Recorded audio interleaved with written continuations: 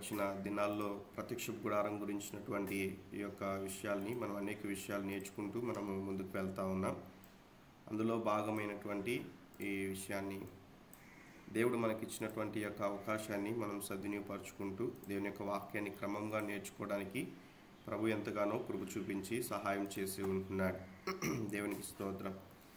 ఈ యొక్క ప్రత్యక్ష గుడారము అవుట్లైన్గా మనం కొన్ని విషయాలు మనం చూస్తూ నేర్చుకుంటూ వచ్చిన విధానం బట్టి మనం చూస్తే, మనము ప్రారంభంలో మనం ప్రవేశించినటువంటి యొక్క స్థలంలో మనం అర్థం చేసుకున్నప్పుడు ఈ యొక్క గేటు తర్వాత మనకి ఆల్టర్, ఆయకున్నటువంటి బలిపీఠము, తర్వాత మనము గంగాళము, పరిశుద్ధ స్థలంలోని ఈ యొక్క 3 ఉపకరణాల్లో ఒకటి దీపవృక్షము, అలానే మనము ధూపవేదికను, అదే రీతిగా మనము ఈ యొక్క సముఖపు రొట్టెల బల్ల గురించినటువంటి విషయాలు, అతి పరిశుద్ధ స్థలంలో ఉన్నటువంటి ఈ యొక్క మందసం కరుణాపీఠం గురించినటువంటి విషయాలు మనం నేర్చుకుంటూ మనం ముందుకు వెళ్తూ ఉన్నాం. ఇందులో భాగమైనటువంటి కొన్ని విషయాల్ని మనం జ్ఞాపకం చేసుకుంటే, ప్రభువును అంగీకరించినటువంటి మనం, దేవుని యొక్క మందిరంలోనికి ప్రవేశించినటువంటి మనము అందరము కూడా మన యొక్క గమ్యం ఏమై ఉంటున్నదంటే, ఈ యొక్క ఏ రీతిగా అయితే మందసము దేవుని యొక్క సన్నిధికి, యేసుక్రీస్తు ప్రభుల వారికి సాదృశ్యంగా ఉన్నటువంటి ఈ యొక్క మందసము కరుణాపీఠమును మనం చూసినప్పుడు, రక్షింపబడినటువంటి మనందరి యొక్క విశ్వాసము, మన యొక్క తుది ఆ యొక్క నిర్ణయము, లేకుంటే మన గోల్ ఏంటి అంటే ప్రభువును ప్రభువులో మనమందరం కూడా చేర్చబడాలి. అతి పరిశుద్ధ స్థలంలో అనగా పరలోక రాజ్యంలోనికి మనం ప్రవేశించాలి అన్న విషయాన్ని మనం చూస్తూ నేర్చుకుంటూ వస్తూ ఉంటున్నాం. పాత నిబంధన అంతా కూడా మనం చూస్తే ఈ యొక్క క్రొత్త నిబంధనలో ఉన్నటువంటి మనకి ఒక ఛాయలాగా ఉంది, ఒక నీడలాగా ఉంది అన్న విషయాన్ని మనం అర్థం చేసుకోవాలి. ఇప్పుడు అర్థం చేసుకునండి, ఎండ సమయంలో మనం నిల్చుకున్నట్లయితే, ఈ యొక్క ఎండ సమయంలో మనం నిల్చుకున్నటువంటి ఆ యొక్క పరిస్థితిని మనం అర్థం చేసుకున్నప్పుడు, ఆ యొక్క విధానమును మనం అర్థం చేసుకుంటే, మనం నిల్చుకున్న తర్వాత ఆ యొక్క ఎండ ఒక సైడ్ నుంచి మన పైన పడుతున్నప్పుడు దానికి ఆపోజిట్గా మన నీడ అనేటువంటిది ఉంటుంది. చాలా జాగ్రత్తగా ఆలకిద్దాం. అలానే పాత నిబంధన ఏంటంటే ఒక నీడ అనేటువంటిది ఉంటున్నది అన్న విషయాన్ని మనం చూస్తాం. ఆ యొక్క రియాలిటీ అనేటువంటిది యేసుక్రీస్తు ప్రభుల వారు రియల్గా జరిగినటువంటి కార్యాలు కొత్త నిబంధనకు సూచనగా మనం చూస్తూ ఉన్నాం. కాబట్టి ఒక షాడో అనేటువంటిది ఉంటుంది అంటే దానికి ఖచ్చితంగా ఒక వస్తువు ఉంటేనే ఆ యొక్క వస్తువు యొక్క ప్రతిబింబం, లేకుంటే ఆ యొక్క నీడ అనేటువంటిది పడుతుంది కదా. అలానే యేసుక్రీస్తు ప్రభుల వారు మనం పాత నిబంధనలో మనం ప్రతి అధ్యాయంలో కూడా మనం చూస్తాం, ప్రతి పుస్తకంలో కూడా మనం చూస్తాం. ఆది కాండంలో మనం చూస్తాం, నిర్గమాకాండంలో మనం చూస్తాం, లేవియాకాండంలో మనం చూస్తాం. 66 పుస్తకాల్లో కూడా క్రీస్తుని గురించినటువంటి విషయాలు మనం నేర్చుకుంటూ వస్తాం. అర్థం చేసుకోవడానికి ఆదిలోనే మన స్వరూపమందు మన పోలిక చొప్పున అన్న విషయాన్ని మనం చూస్తే అక్కడ త్రిత్వాన్ని మనం చూడగలుగుతాం. అలానే ఆది కాండంలో ఏ రీతిగా అయితే అబ్రహాము బలి అర్పించేటువంటి సమయంలో ఇస్సాకుకు బదులుగా అక్కడే గొర్రెపిల్ల అనేటువంటిది వధింపబడినట్లుగా మనం చూస్తాం, యేసుక్రీస్తు ప్రభుల వారికి సాదృశ్యంగా. ఈ యొక్క నిర్గమాకాండంలో మనం చూస్తే ఆయనే ఈ యొక్క ఎవరైనా కూడా తప్పు చేసినప్పుడు ఆ యొక్క గొర్రెపిల్లను తీసుకొని వచ్చి వారు ఏ రీతిగా అయితే వధిస్తూ ఉన్నారో, అలానే క్రొత్త నిబంధనలో యేసుక్రీస్తు ప్రభుల వారు మనకు ఆయనే మాదిరిగా ఒకేసారి మన కొరకు మరణించిన విధానాన్ని కూడా మనము చూస్తూ వచ్చాం. ఇలా లేవియాకాండం, సంఖ్యాకాండం, ఒక్కొక్క పుస్తకంలో కూడా యేసుక్రీస్తు ప్రభుల వారిని మనము ఛాయారూపంగా మనం అక్కడ చూస్తాం, లేకుంటే ఒక షాడో లాగా మనము ఆయనను చూస్తాం. అదంతా కూడా క్రొత్త నిబంధనలో నెరవేర్చబడినట్లుగా మనం చూస్తాం. అందుకు సాదృశ్యమైనటువంటి కొన్ని విషయాల్ని మనం నేర్చుకుంటూ మనం ముందుకు వెళ్తా ఉన్నాం. అందరూ ఒకసారి ప్రైజ్ లార్డ్ చెప్తారా? Praise lord. వింటున్నారా? మంచిది. కాబట్టి మనము ఈ యొక్క విషయాల్ని మనం నేర్చుకుంటూ ఉన్న విధానం బట్టి మనం చూస్తే, సముఖపు రొట్టెల బల్ల గురించినటువంటి ఆధ్యాత్మికమైనటువంటి విషయాలు మనము గత 2 దినాలుగా కొంచెం మటుకు కొంచెం మనం నేర్చుకుంటూ మనం వచ్చి ఉంటున్నాం. ఈ దినాన నేను యొక్క సబ్జెక్ట్ని కంప్లీట్ చేయాలని నేను అనుకుంటున్నాను. నెక్స్ట్ సండే మనము మందసం గురించినటువంటి విషయాలు దాదాపుగా ఒక 5 క్లాసెస్ ఉంటాయి. అనేక విషయాలు క్షుణ్ణముగా అర్థం చేసుకుంటూ మనం చదువుకుంటూ మనం ముందుకు వెళ్తాం. దాని తర్వాత నేను సెకండ్ కమింగ్ గురించినటువంటి విషయాలు రానున్న దినాల్లో మాట్లాడడానికి సిద్ధపడి ఉన్నాను. అందరూ కూడా అందులో ఉన్నటువంటి విషయాల్ని ఈ దినాన్ని కూడా కొన్ని విషయాలు మీకు చూపిస్తూ మీకు అర్థం చేసుకోవడానికి కొన్ని విషయాలు నేను మీ ముందు ఉంచుతాను. అందరూ కూడా శ్రద్ధగా వినాలని ప్రభు పేరిట మనం చేస్తూ ఉన్నాను. ఈ యొక్క విధానాన్ని మనం అర్థం చేసుకున్నప్పుడు ఈ సముఖపు రొట్టెల బల్ల అనేటువంటిది దేవుని యొక్క సహవాసానికి సూచనగా మనం చూస్తూ ఉన్నాం. దేవునితో సహవాసం అనేటువంటిది ఒక క్రైస్తవుని జీవితంలో చాలా ప్రాముఖ్యమైనటువంటిది అన్న విషయాన్ని మనం అర్థం చేసుకోవాలి. ఎందుకు ఈ మాట చెప్తున్నానంటే, యోబు గురించినటువంటి ప్రస్తావనను మనం అర్థం చేసుకున్నప్పుడు యోబు దేవునితో సహవాసాన్ని విడిచిపెట్టడానికి ఆయన ఇష్టపడలేదండి. చాలా జాగ్రత్తగా ఆలకిద్దాం. యోబు గ్రంథం 1వ అధ్యాయం అంతా కూడా మీరు క్షుణ్ణంగా మీరు చదివితే అప్పటి వరకు కూడా ఆయనకి బహు సంపద కలిగినటువంటి వ్యక్తి, దేవుడే సర్టిఫికేట్ ఇచ్చినట్లుగా మనం చూస్తాం.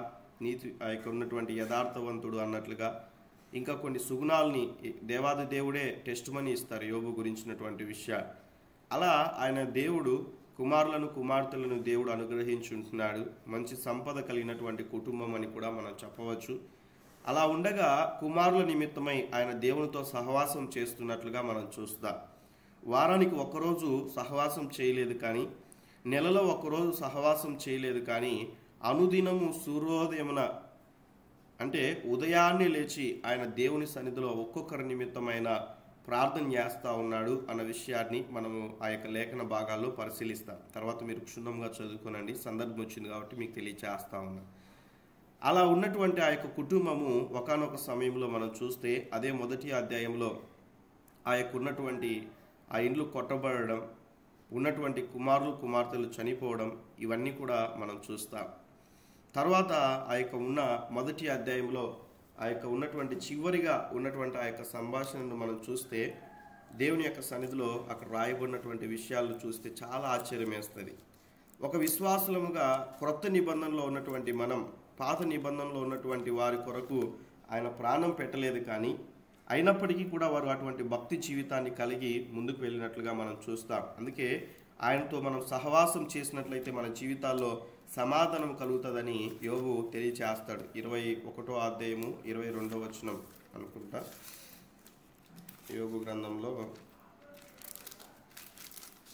22వ అధ్యాయం 21వ వచనంలో మనం చూస్తే, ఆయనతో సహవాసం చేసిన ఎడల నీకు సమాధానము కలుగును, అలాగున నీకు మేలు కలుగును అంటాడు. నిజముగా వాస్తవానికి మనం చూస్తే యోబు దేవునితో సహవాసం చేశాడు. ఆయన సహవాసం చేసినప్పటికీ కూడా ఆయన జీవితాల్లో కొన్ని దినాలు, కొన్ని సంవత్సరాలు మేలు చూడలేకపోయాడు. చాలా జాగ్రత్తగా ఆలకిస్తే చివరి అధ్యాయంలోనికి వచ్చే లోపల ఆయన మేలు చూడగలిగాడు. ఏదైతే కోల్పోయాడో రెండంతల ఆశీర్వాదాన్ని దేవుడు అనుగ్రహించినట్లుగా మనం చూస్తాం. ఈరోజు మనిషి జీవితంలో కోల్పోయినటువంటి కొన్ని పరిస్థితులు బట్టి చాలా జాగ్రత్తగా ఆలకిస్తే, ఆరోగ్యం కోల్పోయినటువంటి సమయంలో, ఈ మధ్యకాల సమయంలో ఒక సహోదరి నాకు మెసేజ్ చేశాడు. తను బెంగళూరులో జాబ్ చేస్తూ ఉన్నటువంటి పరిస్థితి, కొంత అనారోగ్యమైనటువంటి పరిస్థితులను బట్టి ఆమె ఆ యొక్క వారున్న ప్రాంతానికి తిరిగి రావడం జరిగింది. వారు ఎప్పుడైతే ఇక్కడ ఈ ప్రాంతాల్లో ఉన్నారో సహవాసంలో మంచిగా రెగ్యులర్గా కనీసం అప్పుడప్పుడైనా కూడా ఫెలోషిప్లో ఉంటూ ముందుకెళ్ళేవారు. లాస్ట్ వీక్లో మెసేజ్ చేశారు. ఇలా ఉన్నటువంటి శరీర బలహీనతను బట్టి, అనారోగ్యమును బట్టి తిరిగి వచ్చారు. సో తను చెప్పినటువంటి ఒక మాట ఏంటంటే, ఇలా ఫెలోషిప్లో ఎలానో ఇంట్లోనే ఉంటున్నావు కదా, అనుకూలత ఉంటే వచ్చి దేవుని యొక్క వాక్యాన్ని వినొచ్చు కదా అన్నట్లుగా నేను మెసేజ్ చేశాను. తను మెసేజ్ చేసిన విధానం బట్టి తనన్న సమాధానం ఏంటంటే, ఆరోగ్యం బాగున్న తర్వాత నేను జాయిన్ అవ్వడానికి ప్రయత్నం చేస్తాను అని అన్నట్లుగా సమాధానం ఇచ్చారు. మంచిదే. నా మాట అర్థం చేసుకునండి. దేవునితో సహవాసం అనేటువంటిది లేకోకుండా ఉన్నట్లయితే మన జీవితాల్లో మనం స్వస్థతను చూడలేం. కొన్ని విషయాలు మీతో మాట్లాడతాను. ఈ యొక్క బల్ల సహవాసానికి సాదృశ్యంగా మనం చూస్తూ మనం ముందుకు వెళ్ళినప్పుడు మనం చూడండి, పూర్వ దినాల్లో మనం చూస్తే ఒక కుటుంబము అందరూ కూడా ఒకసారి ఆలోచన చేస్తే, ఇక్కడ ఉన్నటువంటి వారు మీ కుటుంబాల్లో ఒకరుండండి, ఇద్దరుండండి, లేకుంటే ముగ్గురు ఉండండి, ఇద్దరికి మించి ఎంతమంది ఉన్నా కూడా అందరం కలిసి భోజనం చేస్తూ ఉన్నాము అన్నట్లుగా చెప్పగలుగుతున్నామా? ప్రస్తుత దినాల్లో బహుశా కొంతమంది మాత్రమే ఉన్నారు అలాంటి వాళ్ళు. మేమందరం కలిసి టిఫిన్ చేస్తామన్నా, మేమందరం కలిసి భోజనం చేస్తామన్నా, మేమందరం కలిసి డిన్నర్ చేస్తామన్న కుటుంబం అంతా ఒకేసారి అన్న వాళ్ళు ఉన్నారా? Praise the lord. లేదు.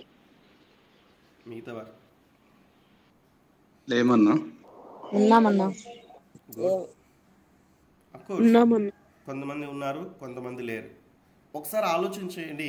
పూర్వ దినాలకు వెళ్ళిపోతే, పూర్వం అంటే ఏదో కొన్ని వేల సంవత్సరాల క్రితం కానీ కాదు, వందల సంవత్సరాలు కావచ్చు, లేకుంటే ఒక 50 years 60 years వెనక్కి వెళ్ళిపోతే వారు జీవించినటువంటి విధానం చూడండి ఒకసారి. కుటుంబంలో యజమానుడు కూర్చున్న తర్వాత కుటుంబంలో ఎంతమంది ఉంటే అంతమంది కలిసి ఇంకా వారు ఒకేసారి కూర్చొని అలా భోజనం చేసేటువంటి పరిస్థితి. ప్రస్తుత దినాల్లో ఎంత బిజీ షెడ్యూల్ అయిపోయిందంటే పిల్లలు ఒకసారి తిని పంపించాలి. తప్పని నేను చెప్పట్లేదు. అంటే సొసైటీలో ఎంత మార్పు అనేటువంటిది కలిగింది, దాని ద్వారా సహవాసం అనేటువంటిది ఎలా బ్రేక్ అవుతుంది అన్న విషయాన్ని మీకు గుర్తుకు చేస్తా ఉన్నా. కాబట్టి ఇప్పుడు ప్రజెంట్ ఉన్నటువంటి పరిస్థితులు మనం చూస్తే పిల్లలు ఏమో తినేసి వెళ్ళిపోతారు, తర్వాత భార్య తింటుంది, తర్వాత భర్త ఎప్పుడో వస్తాడు ఉద్యోగం నిమిత్తమై.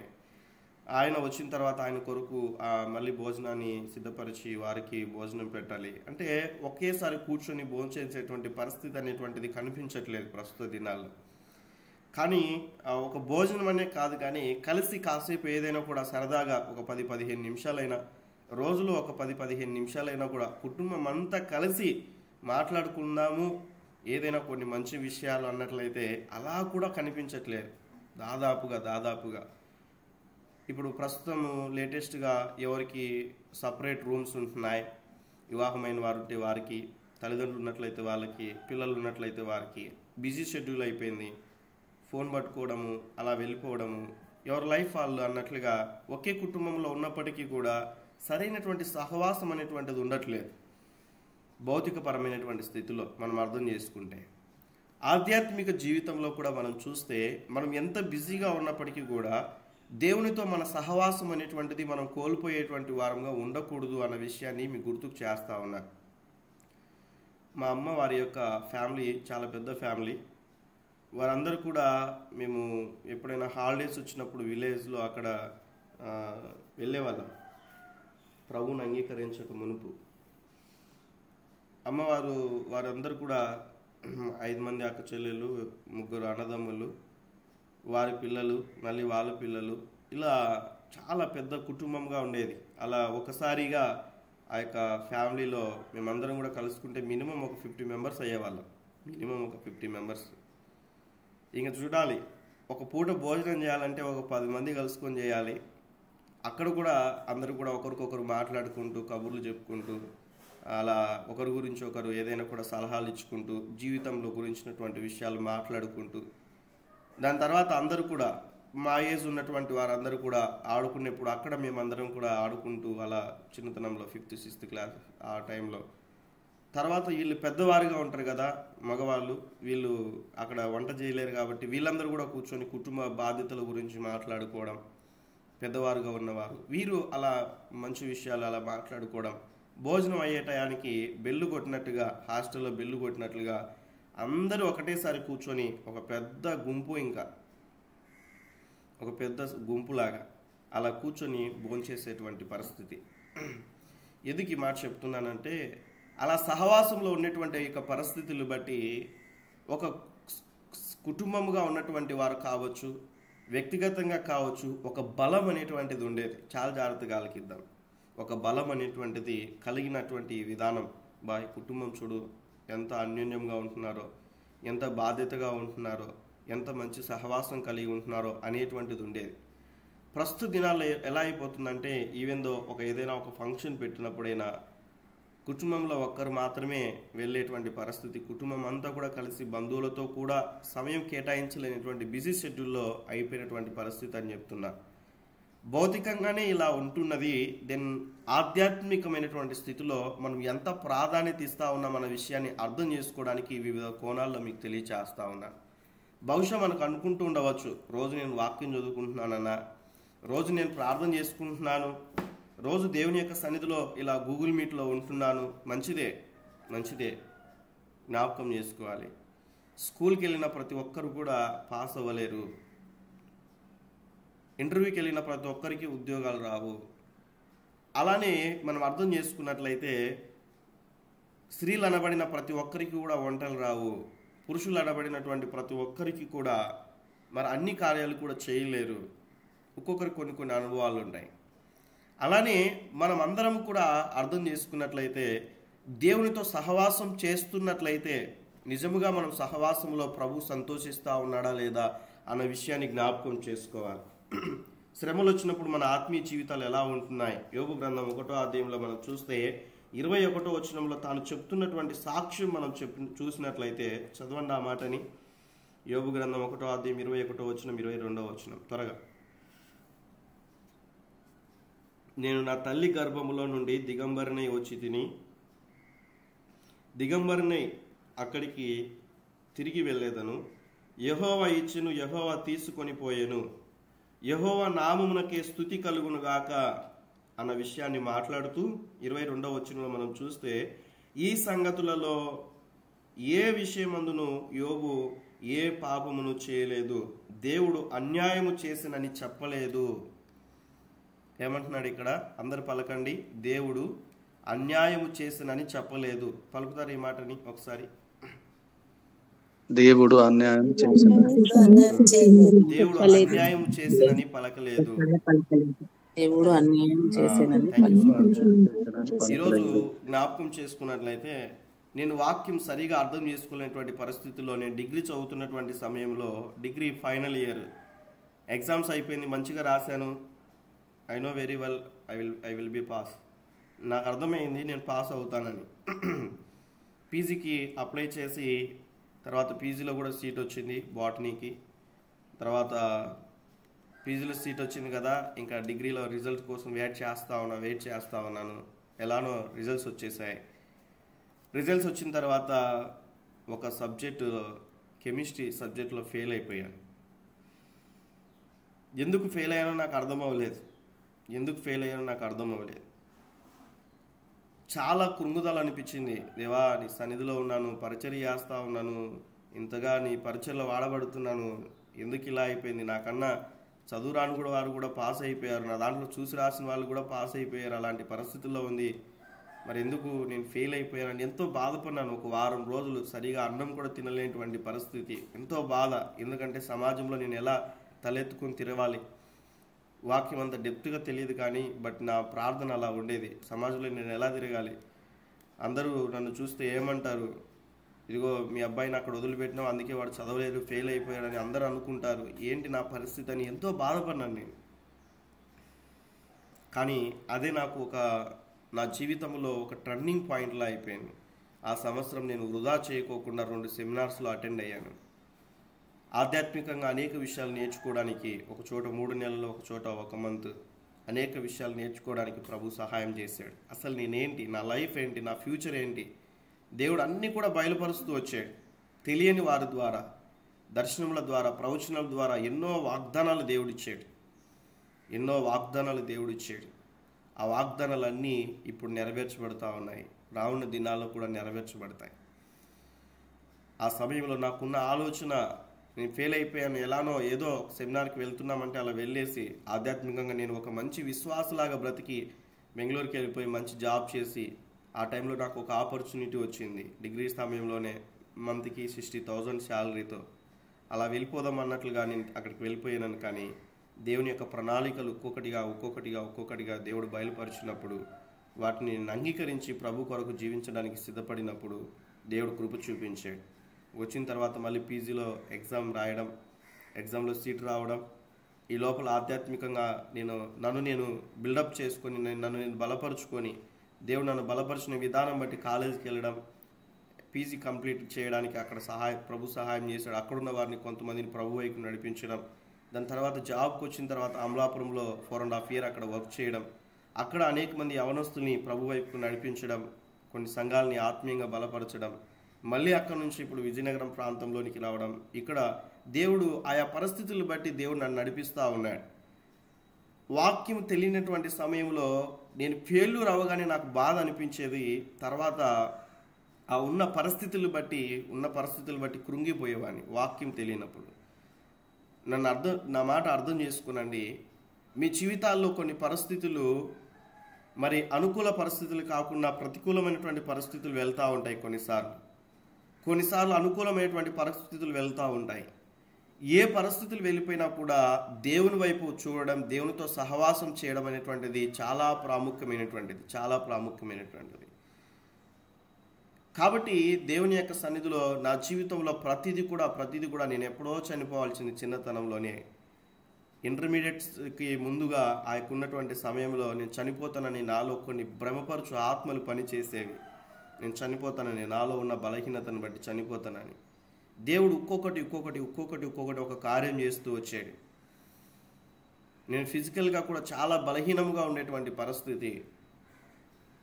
ఏది కూడా బరువు మోయలేను, చాలా దూరం ప్రయాణం చేయలేను, చాలా దూరం పరిగెత్తలేను. ఎన్నో కార్యాలు దేవుడు చేస్తూ వచ్చాడు, అద్భుతాలు చేస్తూ వచ్చాడు. వివాహ విషయంలో దేవుడు కార్యం చేస్తూ వచ్చాడు. అన్ని విషయాల్లో కూడా దేవుడు, అసలు నాకు పెళ్ళి అవుతుందని నేను అనుకోలేదు, ఆయనకున్న పర్సనాలిటీని బట్టి. ఎందుకు ఈ మాట చెప్తున్నానంటే, నా జీవితంలో దేవుని యొక్క కార్యాలు మునుపు నేను అర్థం చేసుకోలేదు, కానీ ఒక్కొక్కటిగా దేవుడు నా జీవితంలో చేస్తూ వస్తున్నటువంటి యొక్క కార్యాలు, ఒకప్పుడు చేసినటువంటి వాగ్దానాలు అన్నీ కూడా నెరవేరుస్తూ ఉన్నాడు. అవి కళ్ళారా చూడగలుగుతున్నాను. వాక్యం తెలియనటువంటి సమయంలో నేను దేవుని సరైనటువంటి రీతిగా అర్థం చేసుకోలేదు. బట్ ఇక్కడ మనం అర్థం చేసుకున్నట్లయితే యోబు ఏం మాట్లాడుతున్నాడంటే, నోటి మాటతో కూడా ఆయన ఏ పాపమును కూడా చేయలేదు, ఆ దేవుడు అన్యాయం చేశాడని చెప్పలేదు. నా జీవితంలో నేను కూడా దేవుడు అన్యాయం చేశాడు నా లైఫ్లో నేను ఎప్పుడు చెప్పలేదని. మీరు కూడా చెప్పేవారుగా ఉండకూడదు, ఎప్పుడు కూడా ఉండకూడదు. మన జీవితంలో దేవుడు అన్యాయం చేయుట అసంభవం అన్న విషయాన్ని మీకు గుర్తుకు చేస్తూ ఉన్నారు. మరి ఇక్కడ పైన జరిగినటువంటి సంభవాలు ఏంటి అన్న విషయాన్ని మనం చూస్తే, కుటుంబంలో ఉన్న వారందరినీ కూడా కోల్పోయాడు. అక్కడ పిల్లల్ని కోల్పోయాడు, ఆస్తుల్ని కోల్పోయాడు, సంపదను కోల్పోయాడు. అపవాది ఆత్మీయంగా మనల్ని పడవేయడానికి కొన్ని విధాలుగా మన మీద దాడి చేస్తూ ఉంటాడు. మొట్టమొదటిగా ఏంటంటే ధనం పైన దాడి చేస్తాడని. ధనం పైన, మనకున్న సంపదను కోల్పోవడానికి, మనకున్న ఉద్యోగాలు కోల్పోవడానికి, మనకున్నటువంటి ఆస్తిపాస్తులు కోల్పోవడానికి ధనం పైన, మన శరీరంలో రోగాన్ని పెట్టి ఏం చేస్తాడంటే ధనం పైన దాడి చేస్తాడు అపవాది దాడి చేసేటువంటి విధానాల్లో ఒక విధం ఏంటంటే ధనం పైన దాడి చేస్తాడు. రెండు ఏంటంటే పిల్లల పైన లేకుంటే సంతానం పైన దాడి చేస్తూ ఉంటాడు. డైరెక్ట్గా మనతో పోరాడలేడు.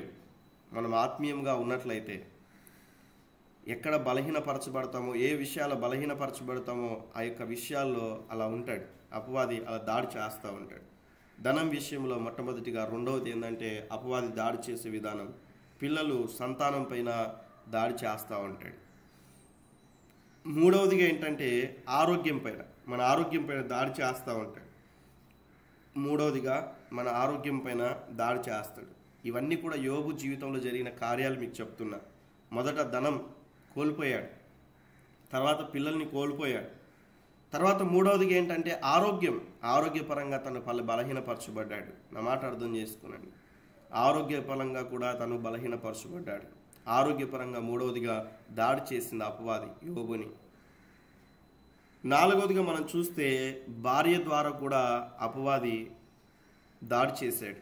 దేవుని దూషించు మరణమవు, ఇలాంటి బ్రతికేదానికన్నా అన్నట్లుగా యోబును అన్నట్లుగా మనం చూస్తాం లేఖన భాగాల్లో. అన్ని చూపించడానికి సమయం లేదు. ఐదవదిగా మనం చూస్తే ఆయనకున్నటువంటి స్నేహితుల ద్వారా కూడా తను బలహీనపరచబడ్డాడు. అంటే అలా దాడి జరిగింది, కానీ ఎలాంటి పరిస్థితులు ఎదురైనా కూడా యోబు దేవునితో సహవాసం అనేటువంటిది కోల్పోలేదు అన్న విషయాన్ని తెలియచేస్తా ఉన్నాడు. అపవాది ఆత్మీయులైనటువంటి వారి మీద లేకుంటే విశ్వాసులైనటువంటి మన మీద దాడి చేసేటువంటి 5 విషయాలు. ఈ 5 విషయాలు సహవాసాన్ని కోల్పోయేటట్లుగా. ధనం. ఈరోజు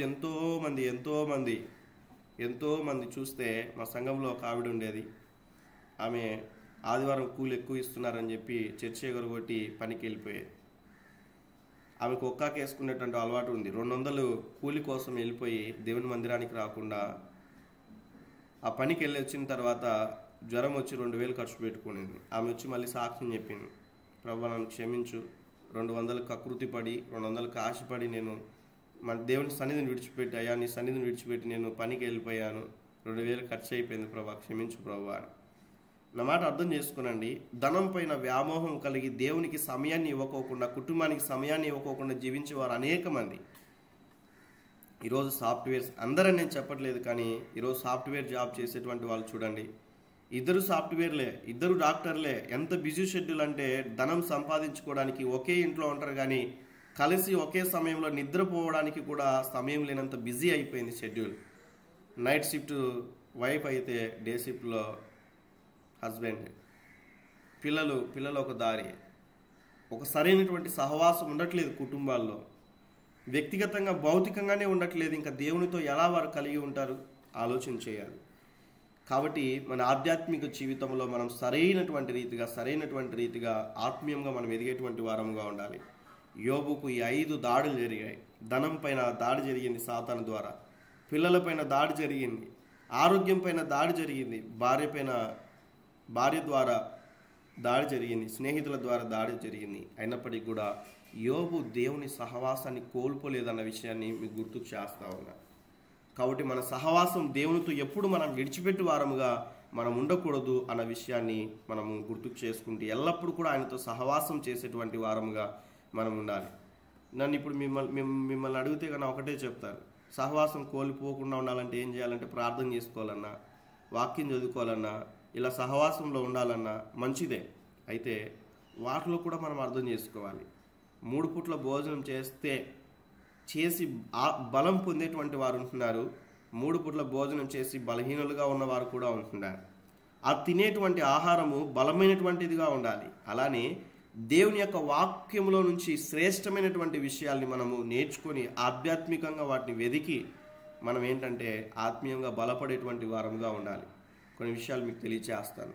కాబట్టి ఈ యొక్క విషయాన్ని నిత్యము కూడా ఈ యొక్క సన్నిధి ఈ రొట్టెలు బల్ల మీద ఉంచాలి అంటే 7 రోజులు కూడా ఆ బల్ల మీద ఉండాలి. 7 రోజులు కూడా ఆ బల్ల మీద ఉండాలి. ఈ మాట మనం జ్ఞాపకం చేసుకుని నిరంతరము కూడా ఉండాలి.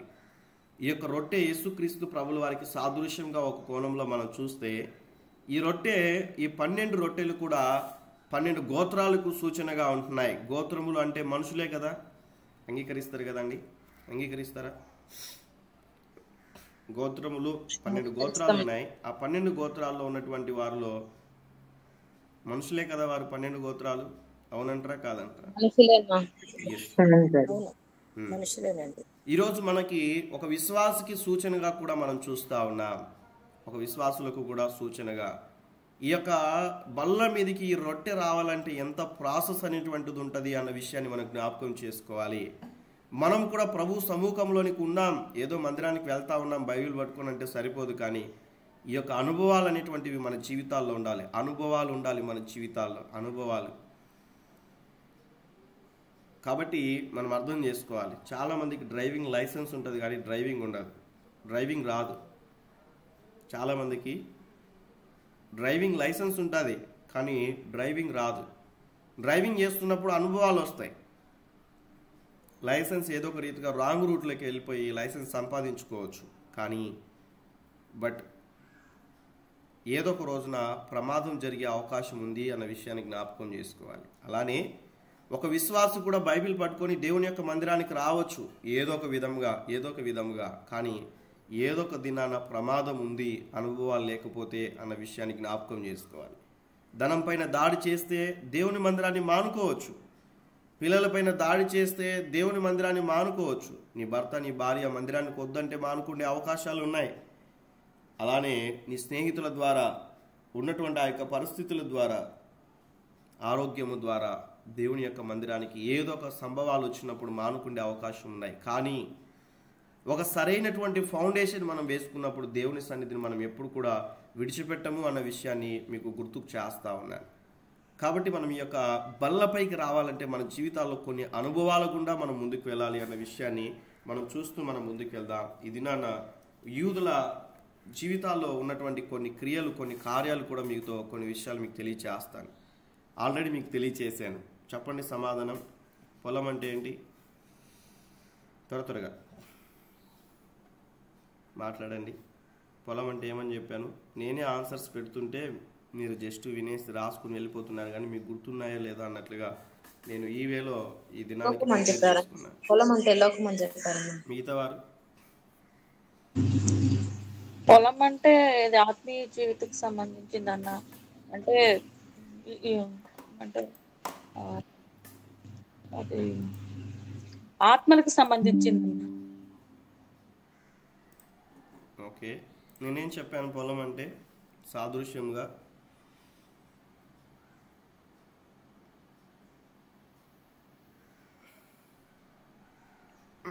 వింటున్నారు అందరూ? పొలం అంటే ఏం చెప్పాను? సమాధానం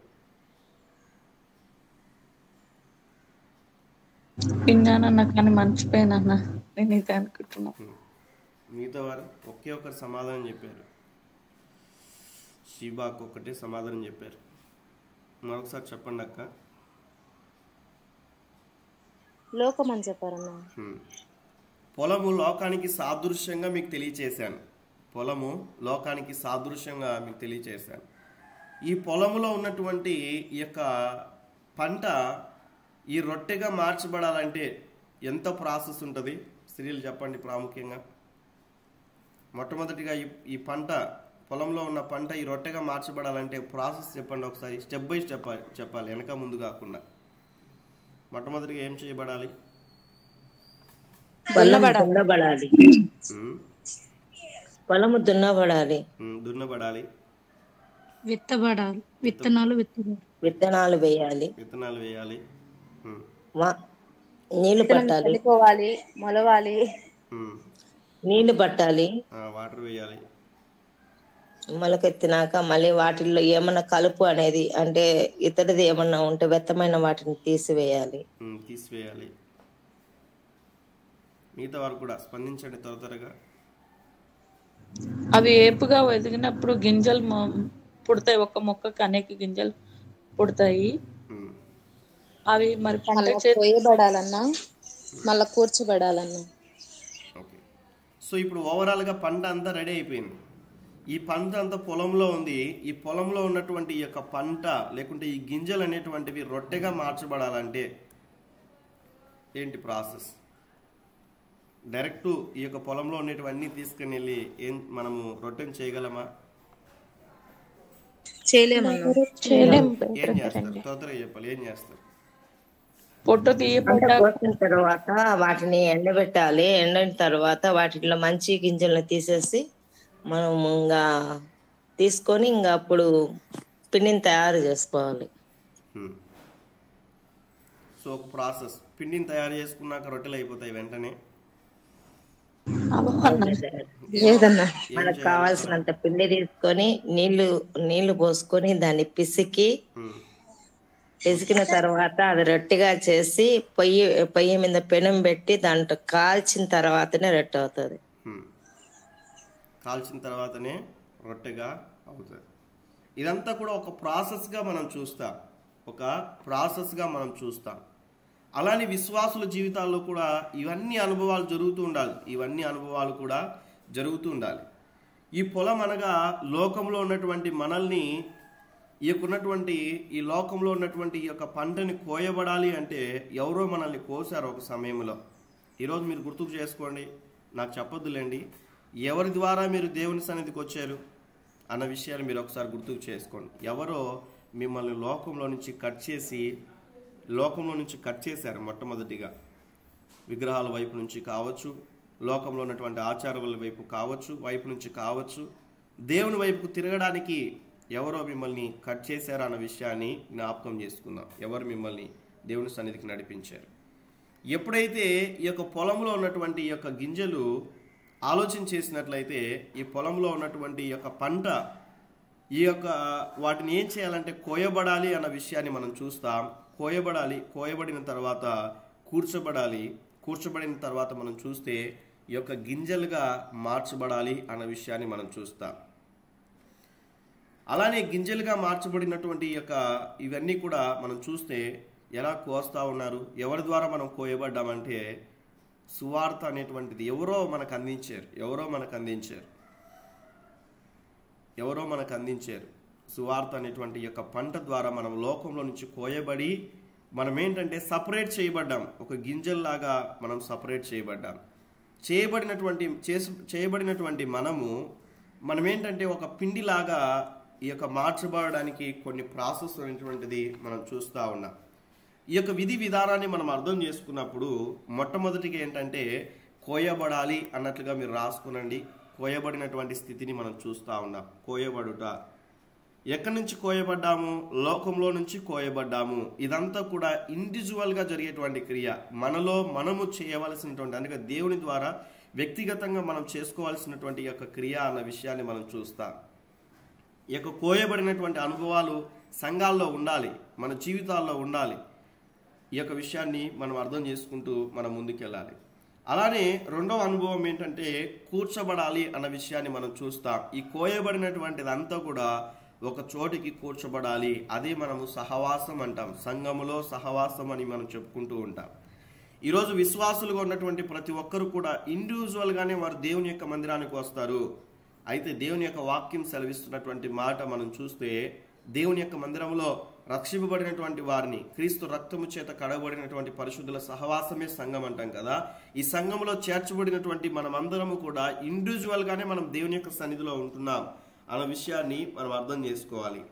లేఖన భాగాన్ని మనం పరిశీలన చేస్తే కొలస్సీలకు రాసిన పత్రిక 1:23 ఉంటుంది దేవుని యొక్క మాట. మనం దేవుని యొక్క సంఘముగా, శరీరముగా మనం అందరం కూడా కూర్చోబడ్డాం. కొలస్సీ 1:23 తీయనవసరం లేదు. ఎప్పుడైతే మనం అందరం కూడా సమకూర్చబడ్డామో, ఈ సమకూర్చబడినటువంటి మనము ఏం చేయాలి అన్న విషయాన్ని మనం చూస్తే, మనం అందరం కూడా దేవుని యొక్క సన్నిధిలో ఈ యొక్క గింజలన్నీ కూడా ఇలా పిండిగా మార్చబడాలంటే ఏం చేయాలంటే అవన్నీ కూడా కొట్టబడాలి లేదా దంచబడాలి అన్న విషయాన్ని మనం చూస్తాం. అప్పటి వరకు చూడండి, ఈ పొలంలో ఉన్నంత వరకు ఆ గింజలాగానే ఉంటున్నది. అర్థం చేసుకున్నట్లయితే కోయబడినప్పుడు కూడా గింజలాగానే ఉంటున్నది. అలానే మనం చూస్తే వాటిని ఒక చోటికి మందిరంలోనికి చేర్చిన తర్వాత కూడా ఒంటిగానే ఉంటున్నది అన్న విషయాన్ని మనం చూస్తాం. ఈరోజు విశ్వాసులు కూడా చూడండి, వస్తారు కానీ ఒకరితో ఒకరు సరైనటువంటి సహవాసం ఉండదు, సరైనటువంటి ఆత్మీయ బంధం అనేటువంటిది ఉండదు. ఏదో వస్తారు, వాళ్ళు ఎవరో తెలీదు, పట్టించుకోరు, లేకుంటే ఆయనకున్నటువంటి ఒకరికొకరు పలకరించుకోరు, ఒకరికొకరికి సరైనటువంటి ఆధ్యాత్మికమైనటువంటి అనుభవాలు ఉండవు, ఒకరికొకరు సహవాసం ఉండదు, ఒక సరైనటువంటి అవగాహన ఉండదు. తెలీదండి, ఎన్ని సంవత్సరాల నుంచి మందిరానికి వెళ్తా ఉన్నాం? 10 సంవత్సరాల నుంచి వెళ్తున్నాం. వాళ్ళు ఎక్కడుంటారు, ఏ ఊర్లో ఉంటారో తెలీదండి. చాలా జాగ్రత్తగా ఆలోచిస్తే ఒకే సంఘంలో ఉన్నప్పటికీ కూడా ఒక సరైనటువంటి రీతిగా అనుభవాలు అనేటువంటివి ఉండవు. మందిరానికి వెళ్ళినామా ఆమెను అనగానే ఇంటికి వెళ్ళిపోవాలి. ఇంకా ఒక పరిచర్య అనుభవాలు ఇవన్నీ కూడా ఏవి ఉండవు. అలా ఉండకూడదు. ఒకవేళ సేవకురాలుగా వింటున్నట్లయితే సంఘంలో ఉన్నటువంటి వారికి బాధ్యతలు నేర్పించాలి, పరిచర్యను నేర్పించాలి. మా ఆత్మీయ తండ్రి అలానే నేర్పించాడు. ఆయన చేస్తూ నాతో చేయించాడు. ఆయన పక్కన కూర్చొని మాతో అలా చేపించలేదు, పక్కన కూర్చొని అలా మాతో చేయించలేదు, మాతో కూడా కలిసి పరిచర్య చేశాడు. అన్ని అనుభవాలు, ఎవరు లేకపోతే కసువు మాకు కూడా నేర్పించాడు. క్లీన్ చేసే విషయంలో సౌండ్ సిస్టమ్, లైటింగ్, తర్వాత ప్రతిదీ కూడా దగ్గరుండి అన్నీ కూడా నేర్పిస్తూ వచ్చాడు. ఆయనకి రాకపోతే మాకేం నేర్పిస్తాడు? నాకే రాకపోతే కన్నా మీకేం నేర్పిస్తాను? మీకే రాకపోతే ఇతరులకు ఎలా నేర్పిస్తారు? ఇదంతా కూడా ఒక లింకప్. చూడండి, ఒకసారి ఆలోచన చేయండి. అందుకే యేసుక్రీస్తు ప్రభుల వారు కూడా అంటారు, ఆయన పరిచర్య చేయడానికి వచ్చాడా, చేయించుకోవడానికి వచ్చాడా? మాట్లాడండి.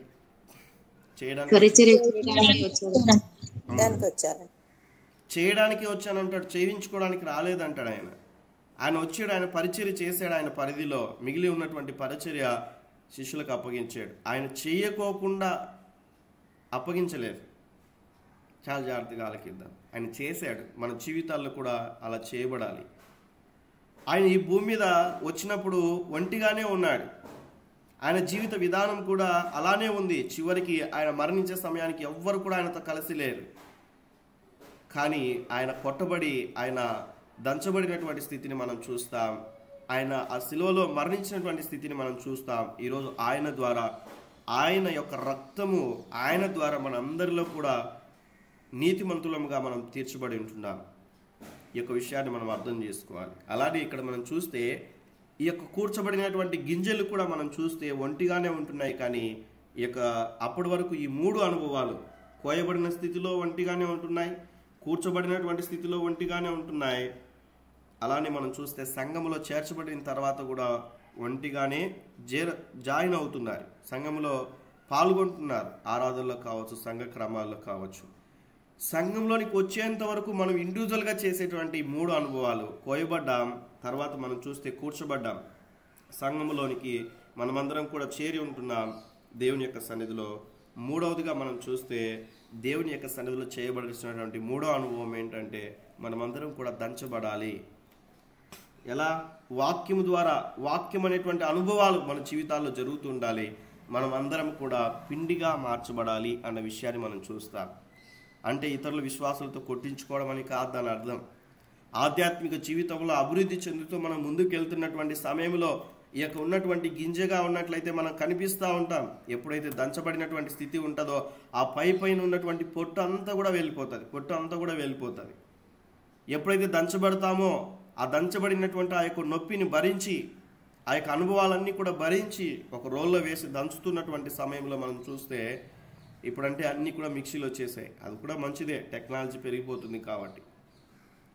నేను ఇందాక చెప్పినట్లుగా మా తాత వాళ్ళ ఊరికి, అవ్వ వాళ్ళ ఊరికి వెళ్తున్నటువంటి సమయంలో పెద్ద రోలు ఉండేది. ఇద్దరు కూడా 2 రోకళ్ళు తీసుకొని ఆ యొక్క ఉన్నటువంటి వడ్లు దంచేవాళ్ళు. ఇప్పుడంటే మిషన్స్ వచ్చాయి. అలా వడ్లు ఒకరి తర్వాత ఒకరు అలా దంచుతూ ఉంటారు. తర్వాత ఆ పొట్టును తొలగించి ఆ బియ్యాన్ని వంటకు చేసేవాళ్ళు. అప్పుడు ఎక్కువ కొర్రన్నం తినేవారు వారికి ఉన్నటువంటి విధానంలో. ఇప్పుడు మనం తినే రైస్ తింటున్నామంటే ఎవరో ఇంకా బాగా ఉన్నవాళ్ళు వస్తే వారు మాత్రమే ఈ యొక్క భోజనం చేసేటువంటి వారు, లేదంటే ఆ కొర్రన్నం తినేటువంటి వారు. అప్పుడు ఎక్కువ అవి దొరికేవి. ఇప్పుడు అవి తక్కువ అయిపోయినాయి, రైస్ ఎక్కువ అయిపోయింది. అందుకే వాళ్ళు 120 సంవత్సరాలు బ్రతకగలిగారు. 200 సంవత్సరాలు, 150 సంవత్సరాలు, 180 సంవత్సరాలు కూడా బ్రతకగలిగారు పితరులు వారుకున్న ఆహార అలవాట్లను బట్టి. ఇక్కడ మనం చూస్తే వారు ఇక్కడ ఉన్నటువంటి విధానము, ఈరోజు చూడండి దేవుడి మందిరానికి వచ్చినా కూడా పైన పొట్టు లాంటి స్వభావం ఏంటంటే కొంతమంది ఇంకా వారికి ఉన్నటువంటి బలాన్ని చూపిస్తూ ఉంటారు. మేమేంటో తెలుసా, ఏమనుకున్నావు మేమంటే మా వెనకాల ఎంత బ్యాక్గ్రౌండ్ ఉంది తెలుసా, నేను నేను నేను నేను అని ఇలా మాట్లాడుతూ ఉంటారు ఎక్కువగా. చాలా జాగ్రత్తగా ఆలకిద్దాం. దేవుని యొక్క మందిరానికి వచ్చినప్పటికీ కూడా మేమెవరమో తెలుసా, మా కులం ఏంటో తెలుసా, ఇవన్నీ కూడా మాట్లాడుతూ ఉంటారు. దేవుని యొక్క మందిరంలో ఇవన్నీ కూడా ఉండకూడదు. అలా ఉంటున్నారంటే ఇంకా రోట్లోకి రాలేదు విశ్వాసులు అని అర్థం. మనం సింపుల్గా ఆధ్యాత్మికంగా మనం అర్థం చేసుకోవాలి. వారు కోయబడ్డారు, అంతవరకే వారి ఆత్మీయ జీవితం ఉంటున్నది. కూర్చోబడ్డారు, అంతవరకే వారి ఆత్మీయ జీవితం ఉంటున్నది. ఈ 3వ అనుభవంలోనికి వారు రాలేదు, దంచబడలేదు అన్నట్లుగా మనం అర్థం చేసుకోవాలి. ప్రతి వాటికి నేను లేకపోతే ఇది జరగదు, ఈ కార్యం నేను లేకపోతే గన ఇవి ఆగిపోయేది, నేను లేకపోతే గన నేనే ఈ సంఘాన్ని కట్టించాను, లేకుంటే నేనే ఇవన్నీ కూడా చేయడానికి గల కారణం, నేనే అని ఇలా ఎక్కువగా చెప్పుకుంటూ ఉంటారు. నేనేంటో తెలుసా, నా కులం ఏంటో తెలుసా అన్నట్లుగా మాట్లాడుతూ ఉంటారు. ఎక్కడ కూడా కుల ప్రస్తావన అనేటువంటిది మనం చేయకూడదు. క్రొత్త నిబంధన ప్రకారం ప్రభువుని అంగీకరించినటువంటి మనం ఎవరమైనా అక్కడ కావచ్చు, మనం అందరం కూడా యాజకులము అన్న విషయాన్ని జ్ఞాపకం చేసుకోవాలి. అలా చెప్పడం రాకపోతే క్రైస్తవులం అని చెప్పుకుంటే సరిపోయి. మన కులాలు మాట్లాడకూడదు, ఇంకా జ్ఞాపకం చేసుకోవాలి. పైన ఉన్నటువంటి పొట్టు తొలగింపబడాలి, ఇంకా ఉన్నటువంటి ఆచారాలు తొలగింపబడాలి. మందిరానికి వస్తూ కూడా రోజులు ఆచరించేటువంటి వారు, మందిరానికి వస్తూ కూడా ఇంకా వాస్తులు చూసేటువంటి వారు, మందిరానికి వస్తూ కూడా వివాహ కార్యక్రమాల్లో అవన్నీ కూడా ముహూర్తాలు చూసేటువంటి వారు, దేవుని యొక్క మందిరానికి వస్తూ కూడా లోక సాంప్రదాయాలతో కలిసిపోయినటువంటి పరిస్థితి. ఇంకా వారందరూ కూడా ఈ యొక్క రోల్లోనికి, లేకుంటే ఈ యొక్క దంచబడనేటువంటి పరిస్థితిలోనికి రాలేదు అని మనం అర్థం చేసుకోవాలి. నువ్వు అక్కడే ఉన్నట్లయితే అలానే ఉంటావు, కానీ ఎప్పుడైతే మార్పు చెందుతావో పిండిలాగా మార్చిపెడతావు. ఈ యొక్క ఉన్నటువంటి ఈ పిండిలో మనం చూస్తే ఏ గింజ ఏంటి, నేనేంటి అనేటువంటిది ఏది కూడా అర్థం అవ్వదు. పిండిగా మార్చబడిన తర్వాత దేవుని యొక్క మందిరంలోనికి చేర్చబడినటువంటి మనమందరం కూడా ఆ పిండిలాగా మార్చబడి మనం ఇతరులకు బలాన్ని ఇచ్చేటువంటి వారంగా మన జీవితాల్లో మనం ఉండాలి. కలిసిపోవాలి. ఏకాత్మ అనేటువంటిది అవసరం, ఏక మనస్సు అనేటువంటిది అవసరం, కుటుంబాల్లో సమాధానం అనేటువంటిది అవసరం, ఐక్యత అనేటువంటిది అవసరం. ఈరోజు సేవకులు ఇంట్లోనే పాస్టర్స్కి పాస్టర్లకి సమాధానం ఉండట్లేదు. ఆత్మీయులు విశ్వాసులుగా ఉన్నటువంటి మంచి ఆత్మీయులే ఉన్నటువంటి భార్యాభర్తలకి సమాధానం ఉండట్లేదు. తల్లిదండ్రుల పిల్లలకి సమాధానం ఉండట్లేదు. ఎందుకు అంటే దంచబడలేదు, సరైనటువంటి అనుభవాలు లేనటువంటి పరిస్థితి, సరైనటువంటి ఆధ్యాత్మిక ఎదుగుదల అనేటువంటి లేనటువంటి పరిస్థితి. ఈ విషయాలు జ్ఞాపకం చేసుకోవాలి. సరైనటువంటి రీతిగా దంచబడాలి. ఎప్పుడైతే దంచబడతామో దేవునికి ఉపయోగకరమైనటువంటి రొట్టెగా మనం మార్చబడతాం. ఈ విషయాలు మనం జ్ఞాపకం చేసుకోవాలి. నిరంతరము దేవుని సన్నిధిలో ఉండేటువంటి రొట్టెగా మార్చబడాలంటే ఖచ్చితంగా దంచబడినటువంటి అనుభవాలు ఉండాలి. పైపైన పొట్టు అనేటువంటిది పోవాలి. మనకున్నటువంటిది ఏది కూడా మన పరలోక రాజ్యానికి చేర్చలేదు అనేటువంటి ఆ యొక్క స్థితికి రావాలి. ఈ విషయాన్ని జ్ఞాపకం చేసుకోవాలి. ఎంత ధనం ఉన్నా కూడా పరలోకానికి వెళ్ళలేరు. ఎంత ఆస్తిపాస్తులు ఉన్నా, ఎంత ధనబలం ఉన్నా, ఎంత జనబలం ఉన్నా, ఏవి కూడా ఎంత కులబలం ఉన్నా ఏది కూడా పరలోక రాజ్యానికి చేర్చలేదు. కానీ కేవలం ఆయన ద్వారా మాత్రమే అన్న విషయాన్ని జ్ఞాపకం చేసుకోవాలి. ఈరోజు డబ్బు ఉంటే చాలు ఏమైనా కూడా చేయొచ్చు అనేటువంటి భ్రమలో అనేక మంది జీవిస్తూ ఉన్నారు, ఇంక్లూడింగ్ క్రైస్తవులు, ఇంక్లూడింగ్ క్రిస్టియన్స్. ఆత్మీయత అంటే ఒక మాట చెప్తాడు, ఒక సెంటెన్స్ చెప్తాడు ఎప్పుడు కూడా, money is not life, money is part of life. డబ్బే జీవితం కాదు, డబ్బు జీవితంలో ఒక భాగం అన్నట్లుగా చెప్తా ఉంటారు. Money is not life, money is part of life. డబ్బు అనేటువంటిది జీవితం కాదు, జీవితంలో ఒక భాగం మాత్రమే. ఈరోజు మనుషుల జీవితాలే డబ్బే జీవితంగా తీసుకొని జీవితాన్ని పక్కన పెట్టేస్తూ ఉన్నారు. ఆలోచించేద్దాం. దేవుని యొక్క సన్నిధిలో మనం దంచబడడానికి ఇష్టపడతా ఉన్నామా? ఒకవేళ దంచబడినటువంటి స్థితిలో ఉంటున్నామా? ఇంకా దంచబడడానికి ఆ రోల్లోనికి మనం రాకుండా ఉంటున్నామా? కొన్ని గింజలు చూడండి, దంచుతున్నప్పుడు అప్పుడప్పుడు ఏమవుతాయండి చెప్పండి? అన్నీ కూడా రోట్లోనే ఉంటాయా? చెప్పండి. ఎగిరి పక్కన పడతాయి, ఎగిరి పక్కకి వెళ్ళిపోతాయి. ఇష్టం ఉండదు దంచబడడానికి కొంతమంది విశ్వాసులకి. ఏదైనా హెచ్చరిస్తే గన నన్నే టార్గెట్ చేసుకొని చెప్పాడు సేవకుడు, నన్నే టార్గెట్ చెప్పాడు అన్న, నన్ను ఉద్దేశించి చెప్తా ఉన్నాడు అన్నట్లుగా తీసుకుంటారు. అలా తీసుకుంటే ఉపయోగం ఉండదు. సేవకుడు ఏదైనా కూడా గద్దిస్తున్నాడంటే అది మన మేలు కొరకే అన్నది. నన్నైతే ఎన్నోసార్లు తిట్టేవాడు అన్న, అందరి ముందర కూడా ఏడ్చేవాడిని. ఎందుకు తిట్టేవాడు తెలుసా? నాలో ఉన్న ఆ యొక్క బలహీనతలు చెప్పినప్పుడు, ఆ యొక్క ఉన్నటువంటి ఆ పరిస్థితులు బట్టి ఏడ్చేటువంటి వాడిని నేను, కుమిలి ఏడ్చేటువంటి వాడిని. ఎందుకు నేను అనిపించుకోవాలి? నాకేం అవసరం? ప్రారంభంలో అప్పుడప్పుడే ఇంటర్మీడియట్లో ఫస్ట్ ఇయర్లో 10th క్లాస్ ఆ సమయంలో నేను అంతో ఇంతో మందిరానికి వెళ్ళడం, వాక్యం తెలియదు సరిగా. ఇంకా ఏదైనా కూడా అన్నప్పుడు నాకేం ఇంట్లో కొదవనా, ఇంటికి వెళ్ళిపోదాం మళ్ళీ, పరిచయలో ఉన్నప్పుడు వచ్చిన ఆలోచనలు, ఇంటికి వెళ్ళిపోదాం మళ్ళీ, నాకేం తక్కువ, ఇంట్లో ఒక పని కూడా చెప్పరు, ఇంటి దగ్గర ఉంటే ఏదో 3 పూట్ల తిని ఇంట్లో ఉంటే సరిపోదులే, ఎలానో దేవుడు స్వస్థత ఇచ్చాడు కాబట్టి ఏదో దేవునికి నమ్మకంగా ఉన్నట్లుగా ఇంటి దగ్గర ఉన్న ప్రార్థన చేసుకున్న దేవుడు ఆలకిస్తాడు కదా, ఎందుకు వెళ్ళిపోదాం అని ఎన్నోసార్లు నాలో ప్రేరేపణ వచ్చింది. కానీ వాటన్నిటిని కూడా నేను నెరవేర్చింటే ఈరోజు ఎక్కడో నేను ఉండేవాడిని, ఎక్కడో ఉండిపోయేవాడిని. ఎన్నో పరిస్థితుల్లో సేవకులు అలా అన్నప్పుడు బాధ అనిపించినప్పటికి కూడా నల్లగొట్టబడుతూ అలా ముందుకు వెళ్తున్నప్పుడు కొంతమంది విశ్వాసుల ద్వారా, కొంతమంది పరిస్థితుల ద్వారా, కొంతమంది ఆత్మీయుల ద్వారా, కొన్నిసార్లు అన్యుల ద్వారా, కొన్ని ద్వారా ఇరుగు పొరుగు వారి ద్వారా, కొన్నిసార్లు కుటుంబం ద్వారా ఎన్నో దెబ్బలు అలా కొట్టబడినటువంటి పరిస్థితి ఉన్నప్పుడు ఒక పిండిలాగా మనం మార్చబడినటువంటి స్థితిలోనికి వస్తాం. ఈ విషయాన్ని జ్ఞాపకం చేసుకోవాలి. ఈరోజు ఏదైనా కూడా సేవకుడు మనతో వాక్యం ద్వారా మాట్లాడుతున్న సమయంలో నన్నే టార్గెట్ చేసి చెప్తా ఉన్నారు అన్నట్లుగా తీసుకోకండి. ఒకవేళ అందులో మార్చబడాల్సినటువంటి స్థితి ఏదైనా కూడా ఉన్నట్లయితే, మార్పు చెందితే అది మనకే ఆశీర్వాదకరం, మనకే మేలు. ఈ విషయాన్ని జ్ఞాపకం చేసుకోవాలి. ఈరోజు యవనస్తులు కూడా ఏదైనా బలహీనతలు వారిలో ఉన్న విషయాలు చూపిస్తే వాళ్ళని యాక్సెప్ట్ చేయడానికి ఇష్టపడట్లేరు. ఉన్నటువంటి విధాలు, not only youth, even believers also.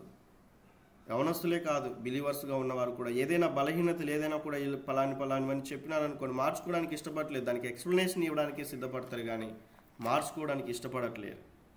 పిండిగా మార్చబడాలి. ఒకవేళ ఇప్పటికీ నువ్వు పిండిగా మార్చబడినట్లయితే దేవునికి స్తోత్రం. మార్చబడుకోకుండా ఉన్నట్లయితే, ఇంకా లోకంలో ఉన్నటువంటి పరిస్థితి నేను అనేటువంటి స్వభావం, భౌతికపరమైనటువంటి పరిస్థితి ఏదైనా కూడా ఉన్నట్లయితే అవంతా కూడా తొలగింపబడాలి. ఆ పొట్టు తొలగింపబడినప్పుడే లోపల ఉన్నటువంటి గింజ పిండిగా మార్చబడి అది ఉపయోగకరమైనటువంటి స్థితిలోనికి వెళ్తుంది అన్న విషయాన్ని మనం చూడాలి. ఇప్పుడు చూడండి, ఇకున్నటువంటి ఇక సపరేట్గా ఉన్నటువంటి యొక్క గింజలన్నీ కూడా ఒక ముద్దలాగా చేయబడ్డాయి. ఒక ముద్దలాగా చేయబడినటువంటి స్థితి మనం చూస్తే ప్రభు సంఘంలో ఉన్నటువంటి ప్రతి ఒక్కరము కూడా ఏకాత్మ ఏక మనస్సు కలిగి మనం ముందుకెళ్ళాలి. దేవుని యొక్క సన్నిధిలో ఏకాత్మ ఏక మనస్సు అనేటువంటిది చాలా అవసరం. కుటుంబాల్లో ఏకాత్మ ఏక మనస్సు అనేది చాలా అవసరం. భర్త ఏదైనా కూడా మంచి విషయం చెప్తే భార్య ఏకీవించాలి.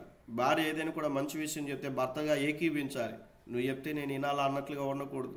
తల్లిదండ్రులు పిల్లలు, పిల్లలు తల్లిదండ్రులు, సేవకులు విశ్వాసులు, విశ్వాసులు సేవకులు,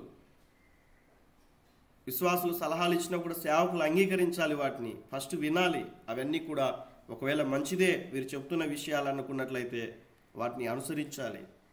నువ్వు నాకు చెప్పేవాడివా, నువ్వు నాకు చెప్పేదానివా అన్నట్లుగా స్వీకరించినట్లయితే అభివృద్ధిని చూడలేము. ఈ విషయాన్ని జ్ఞాపకం ఉంచుకోవాలి. ఏదైనా కూడా విశ్వాసులు సలహాలు ఇస్తున్నటువంటి సమయంలో వాక్యం ఏం చెప్తుంది? ఒకరికొకరు చెప్పండి, ఫుల్ఫిల్ చేయండి. గుర్తున్నవారు ఒకరికొకరు ఏం చేయాలంట? ఒకరికొకరు ఏం చేయాలి? హెచ్చరించుకోవాలి. హెచ్చరించుకోవాలి. ఇంకేమని రాయబడి ఉంది? బుద్ధి చెప్పుకోవాలి. బుద్ధి చెప్పుకోవాలి. ఇంకేమని రాయబడి ఉంది? ఉండాలి. హెచ్చరించాలంట. హెచ్చరికలు ఇష్టం ఉండట్లేదు ఈ మధ్యకాల సమయంలో. బాగా దేవుడు నిన్ను ఆశీర్వదిస్తాడు, నిన్ను కారు ఇస్తాడు, దేవుడు నీకు ఇల్లు ఇస్తాడు, నీకు బంగ్లా ఇస్తాడు, నీకు ఉద్యోగం ఇస్తాడు. ఇలాంటి ప్రాస్పరిటీ గాస్పల్ ఎక్కువ అయిపోయింది ప్రజెంట్. భౌతికపరమైనటువంటి పరిస్థితి నలగొట్టబడడానికి ఇష్టపడట్లేదు. చాలా జాగ్రత్తగా ఆలకిద్దాం ప్రభు సన్నిధిలో. కాబట్టి మన విషయాలు, ఈ యొక్క మాటలు మనం అర్థం చేసుకున్నట్లయితే ఒక ఆధ్యాత్మికమైనటువంటి దేవుని యొక్క మందిరంలో మనం ఎదుగుతూ ఉండాలి. దేవుని యొక్క మందిరంలో, దేవుని యొక్క సన్నిధిలో మనము మంచిగా దేవుని యొక్క వాక్యము ద్వారా మనల్ని దంచేటువంటి ఆ యొక్క అనుభవాలు కలిగినటువంటి సేవకుల ఎదుట మనం పెరగడం చాలా ఆశీర్వాదకరం. కానీ ప్రస్తుత దినాల్లో సోప్ లాంటిది వచ్చేస్తూ ఉన్నాయి మెసేజెస్. విశ్వాసుని హర్ట్ చేయకూడదు. విశ్వాసుల్ని గట్టిగా మాట్లాడితే వారు మళ్ళీ వేరే మందిరానికి వెళ్ళిపోతే కష్టం కదా. మంచిదే, వారు బయటికి వెళ్ళకూడదు. అలా బయటికి వెళ్తున్నట్టు అనిపిస్తే కనుక మళ్ళీ రోట్లేసి మళ్ళీ దంచేటువంటి పరిస్థితిలోనికి రావాలి. అనగా దేవుని యొక్క సన్నిధిలో మనము దంచబడాలి అన్న విషయాన్ని మనం అర్థం చేసుకోవాలి. ఎన్నిసార్లు రోట్లో వేసినా కూడా ఇంక ఇష్టం లేకోకుండా ఉండి తిరిగి మట్టిలో కలిసిపోతా ఉంటే దాన్ని తీసి ఏం చేస్తాడు? మళ్ళీ రోట్లో వేస్తారా మట్టిలో పడిన వాటిని? చెప్పండి, ఏం చేస్తారు? తీసి పడేస్తారు. అంతే కదా? అంతేనా కాదా అండి? అంతే. కాబట్టి రొట్టెగా మార్చబడాలంటే, ఒక స్థితిలోనికి రావాలి అంటే ఇంత ప్రాసెస్ ఉంటున్నది అన్న విషయాన్ని మనం చూస్తాం. ఒక రొట్టెగా మార్చబడాలంటే కాల్చబడాలి. కాల్చబడినటువంటి స్థితి ఉండాలి. ఇంకా ఏది కూడా మనలో కనిపించకూడదు. ఇంకా ఏవి కూడా ఎక్కడెక్కడైతే ఆ యొక్క పరిస్థితులు ఉంటున్నాయో దేవుని యొక్క సన్నిధిలో ఆధ్యాత్మికముగా మనం ఇతరులకు ఆశీర్వాదకరంగా ఉండాలంటే ఆ రొట్టె కాలుస్తున్నప్పుడు ఆ సెగ అనేటువంటిది, ఆ కాలి అదంతా కూడా ఆ నొప్పి భరించి అదేంటంటే ఒక రొట్టెలాగా మార్చబడుతుంది. సంఘంలో కావచ్చు, కుటుంబంలో కావచ్చు, ఎన్నో పరిస్థితులు ఉంటాయి. అన్నీ అనుకూలంగా ఉండవు. మా స్నేహితులు ప్రారంభంలో ప్రతి సండే మ్యాచ్ ఆడేయడానికి వెళ్ళిపోయేవాడిని. ఉదయం వెళ్ళిపోతే మధ్యాహ్నం భోజనం కూడా లేదు, సాయంత్రం వచ్చేవాడిని ఇంటికి. అలవాటు అయిపోయింది, ఇంట్లో ఎలానో తిడతారని. స్కూల్ టైంలో ఉదయం వెళ్ళిపోతే మధ్యాహ్నం భోజనం లేదు, సాయంత్రం ఇంటికి వచ్చేవాడిని ఫ్రెండ్స్తో కలిసి. అప్పుడప్పుడు ఇంకా మందిరానికి వెళ్ళిన తర్వాత ఫ్రెండ్స్ అన్నారు, హల్లెలూయా చూడు వీడు ఎట్లా మారిపోయాడు, వీడు చర్చికి వెళ్తా ఉన్నాడు, అట్లా ఇట్లా అని మాట్లాడడం కూడా మానేశారు. బాగా క్లోజ్గా ఉన్న వ్యక్తులు 4 మెంబర్స్ వాళ్ళు కూడా మాట్లాడడం కూడా వదిలేశారు. బాధ అనిపించింది కానీ అలా వెళ్తున్నప్పుడు దేవుడు నాకు సమాధానం ఇచ్చాడు, సంతోషం ఇచ్చాడు, ఆరోగ్యం ఇచ్చాడు అన్న ఆ కృతజ్ఞత భావంతో ఆ ఉన్న ఒక్కరోజు సెలవైనా కూడా ఆ రోజు కూడా దేవుని మందిరానికి వెళ్ళడానికి అలా ఇష్టపడిన పరిస్థితిని బట్టి దేవుడు ఈ రీతిగా దేవుడు నన్ను ఉంచాడు. శ్రమలు వస్తాయి కొన్నిసార్లు కుటుంబం ద్వారా వస్తాయి. చాలామంది ఇరుగు పొరుగు వారు అన్నారు, ఎందుకు సేవకుని ఇంట్లో పెట్టారు, ఒక కొడుకు కదా, ఏమి మీరు సాకలేకుండా అక్కడ పెట్టారు, ఇక్కడ ఉంచుకోవచ్చు కదా, మీకు తోడుగా ఉంటాడు కదా, ఇలా ఎన్నోసార్లు ఎంతోమంది కుటుంబంలో ఉన్న వారికి చెప్పడం, వాళ్ళకి కొన్నిసార్లు డైరెక్ట్గా కొన్నిసార్లు ఇండైరెక్ట్గా మాట్లాడడం బాగా అనిపించేది. ఎన్నోసార్లు కొన్నిసార్లు ఆత్మీయులే ఎన్నో విషయాల్లో జ్ఞాపకం చేసుకోవాలి. ఎన్ని ఉన్నప్పటికీ కూడా మనము అనేకులకి ఆశీర్వాదకరముగా కాల్చబడినటువంటి రొట్టెలాగా మనము ప్రభు సన్నిధిలో అనేకులకి ఆహారముగా, అనేకులు మన ద్వారా ఆత్మీయంగా ఎదిగేటువంటి వారముగా మన జీవితాల్లో మనం ఉండాలి. ఈరోజు నువ్వు రొట్టెగా మార్చబడకోకుండా ఉన్నట్లయితే నీ ద్వారా ఇతరులు ఆత్మీయ బలం పొందలేరు. ఈ విషయాన్ని జ్ఞాపకం చేసుకోవాలి. ఇదంతా ప్రాసెస్ని మనం చూస్తే పొలంలో ఉన్నటువంటి మనం కూర్చబడినటువంటి స్థితిలోనికి రావాలి, అలానే కోయబడడానికి ఇష్టపడాలి.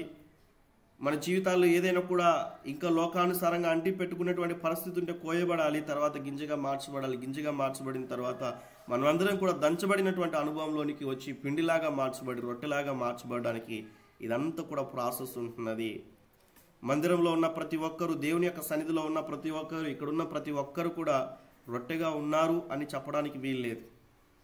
కొంతమంది ఇంకా పొలంలోనే ఉన్నారు, ఇంకా కొన్ని పరిస్థితుల ద్వారా కోయబడలేదు. మందిరానికి వెళ్తున్నారు కానీ కోయబడినటువంటి స్థితిలో లేరు. అలా పొలంలోనే ఉంటూ మందిరానికి వెళ్ళి చూసి వస్తూ ఉన్నారు. కొంతమంది కోయబడ్డారు కానీ దేవుని యొక్క సన్నిధిలో పిండిలాగా మార్చబడ్డారు కానీ తర్వాత ఏకీవించట్లేరు, ఏకాత్మ లేదు. మరికొంతమంది జీవితాల్లో మనం చూస్తే రొట్టెలాగా మార్చబడలేదు. కొంతమంది రొట్టెలాగా మార్చబడ్డారు. ఆ రొట్టెలాగా మార్చబడినటువంటి వారికే ఉన్న కొన్ని అనుభవాలు ఏంటంటే ఇతరులకి సువార్త చెప్పడం, ఇతరులకి దేవుని యొక్క ప్రేమను ప్రకటించడం అన్న విషయాన్ని మీకు తెలియచేస్తా ఉన్నా. ఈ యొక్క ఆధ్యాత్మికమైనటువంటి విషయాల్లో కొన్ని విషయాలు మీకు తెలియచేస్తాను అన్నాను కదా, వాటి గురించి నేను మీతో కొన్ని విషయాలు మాట్లాడతాను. ఈ యొక్క ఉన్నటువంటి ఈ యొక్క విధానమును మనం జ్ఞాపకం చేసుకున్నట్లయితే ఇది సెకండ్ కమింగ్లో ఒక పార్ట్ మీకు అర్థం చేసుకోవడానికి మీకు ఈ యొక్క విషయాలు చూపిస్తూ ఉన్నాను. మత్తయి సువార్త 3వ అధ్యాయం 1 నుంచి 12 వచనాల్లో మనం చూస్తే, నేను ఆల్రెడీ గతంలో చెప్తున్నప్పుడు ఏ అధ్యాయాలు ఏ వచనాలు రాకడకు ముందు ఉన్న సంగతులు, ఏ అధ్యాయాలు రాకడ వెళ్ళిపోయిన తర్వాత శ్రమల కాలంలో ఉన్నటువంటి అధ్యాయాలు ఏ అధ్యాయాలు ఉంటున్నాయి, ఇవన్నీ కూడా టీచ్ చేశాను గతంలో. ఇక్కడ ఉన్నటువంటి విషయాల్ని మనం అర్థం చేసుకున్నప్పుడు, ఆ దినముల యందు బాప్టిజం ఇచ్చి యోహాను వచ్చి పరలోక రాజ్యము సమీపించి ఉన్నది, మారుమనసు పొందుడని యూదయ అరణ్యములలో ప్రకటించుచుండెను. ఆ సమయమున యెరూషలేము వారును యూదయ వారందరూ యోర్దాను నదీ ప్రాంతముల వారందరూ అతని యొద్దకు వచ్చి తమ పాపములు ఒప్పుకొనుచు యోర్దాను నదిలో అతని చేత బాప్టిజము పొందుచుండిరి.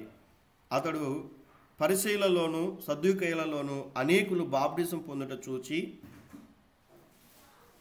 పొందవచ్చుట చూచి సర్ప సంతానమా, రాబో ఉగ్రత నుండి తప్పించుకొనుటకు మీకు బుద్ధి చెప్పిన వాడెవడు అని అక్కడ తెలియచేసినట్లుగా మనం చూస్తాం. అలానే మారు మనసుకు తగినటువంటి ఫలం పొందుడి అన్న విషయాన్ని ఇక్కడ హెచ్చరిస్తూ ఉన్నాడు.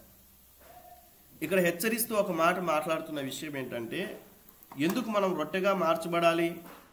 ఏదో మందిరానికి వెళ్తూ వస్తుంటే సరిపోద్ది కదా, లోకాచారాలు ఆచరిస్తే ఏమైంది అన్నట్లుగా అనుభవాలు ఉండకూడదు. కానీ ఇక్కడ మనం అర్థం చేసుకున్నప్పుడు రాబో ఉగ్రత నుండి తప్పించుకున్నటకు మనం ఏం చేయాలి అన్న విషయాన్ని మనం చూస్తే, ఇక్కడున్నటువంటి విధానమును బట్టి మారు మనసుకు తగినటువంటి ఫలం మనం ఫలించాలి. మారు మనసు పొందితే సరిపోదు. మారు మనసు పొందినటువంటి మనము ఆ యొక్కన్నటువంటి ఆత్మీయ సుగుణాలు, ఆ ఫలాలు అనేటువంటివి మన జీవితాల్లో మనం చూడగలగాలి. అబ్రహాము మాకు తండ్రి అని మీలో చెప్పుకొన తలంచవద్దు. చాలామంది ఏం చెప్తారంటే, మా అమ్మ మంచి ప్రార్థనా పరురాలండి, మా డాడీ మంచి ప్రార్థనా పరుడండి అని వారికి ఉన్నటువంటి పితరుల గురించి చెప్తా ఉంటారు. దాన్ని బట్టి బ్రతికేటువంటి వారు కూడా చాలామంది ఉంటారు. చాలా జాగ్రత్తగా ఆలకిద్దాం. మా కొలీగ్స్లో ఒక ఆయన ఉన్నాడు. వాళ్ళ ఫ్యామిలీలో ఉన్నటువంటి వారందరూ కూడా సేవకుల కుటుంబంలో ఉన్నటువంటి వారు, సేవకులు, వారి చిన్నాన్న పెద్దనాన్న వల్ల ఉన్నటువంటి వారందరూ కూడా. కానీ తను మాత్రం ఏంటంటే ఎక్కువ మూవీస్ తీయాలి, ఆయకున్న షార్ట్ ఫిలిమ్స్ తీయాలి, ఇలా సిగరెట్ అలవాటు, మందు అలవాటు అన్నీ ఉన్నాయి. మళ్ళీ ఆదివారం వెళ్ళిపోయి బలలో పాల్గొంటాడు. చాలా జాగ్రత్తగా ఆలకిద్దాం. మళ్ళీ ఆదివారం వెళ్ళిపోయి బల్లో పాల్గొంటాడు. కుటుంబం అంతా కూడా ఉన్న ఆ స్థితిని బట్టి ప్రారంభంలో నేను తనతో మాట్లాడినప్పుడు ఈ అలవాట్లన్నీ లేనప్పుడు నేను అనుకున్నా, అమ్మయ్య నేను ఇక్కడికి వచ్చినాను, ఒకడైనా ఆత్మీయుడు దొరికాడులే నాకు ఆత్మీయంగా బలపడడానికి అన్నట్లుగా. కుటుంబం అంతా సేవకుల కుటుంబం అంటే కొంచెమైనా మనకు ఆసక్తి ఉంటుంది కదండి, ఏదైనా మంచి విషయాలు నేర్చుకోవచ్చు అన్నట్లుగా అలా అనుకున్నాను. కానీ పోను తనకున్నటువంటి అలవాట్లు చూడగా ఎంత బాధాకరమైనటువంటి విషయం అంటే, అలాంటి పరిస్థితి మళ్ళీ కమ్యూనియన్లో పాల్గొనడం ఎంత దయనీయమైనటువంటి పరిస్థితి, ఎంత భయంకరమైనటువంటి పరిస్థితి.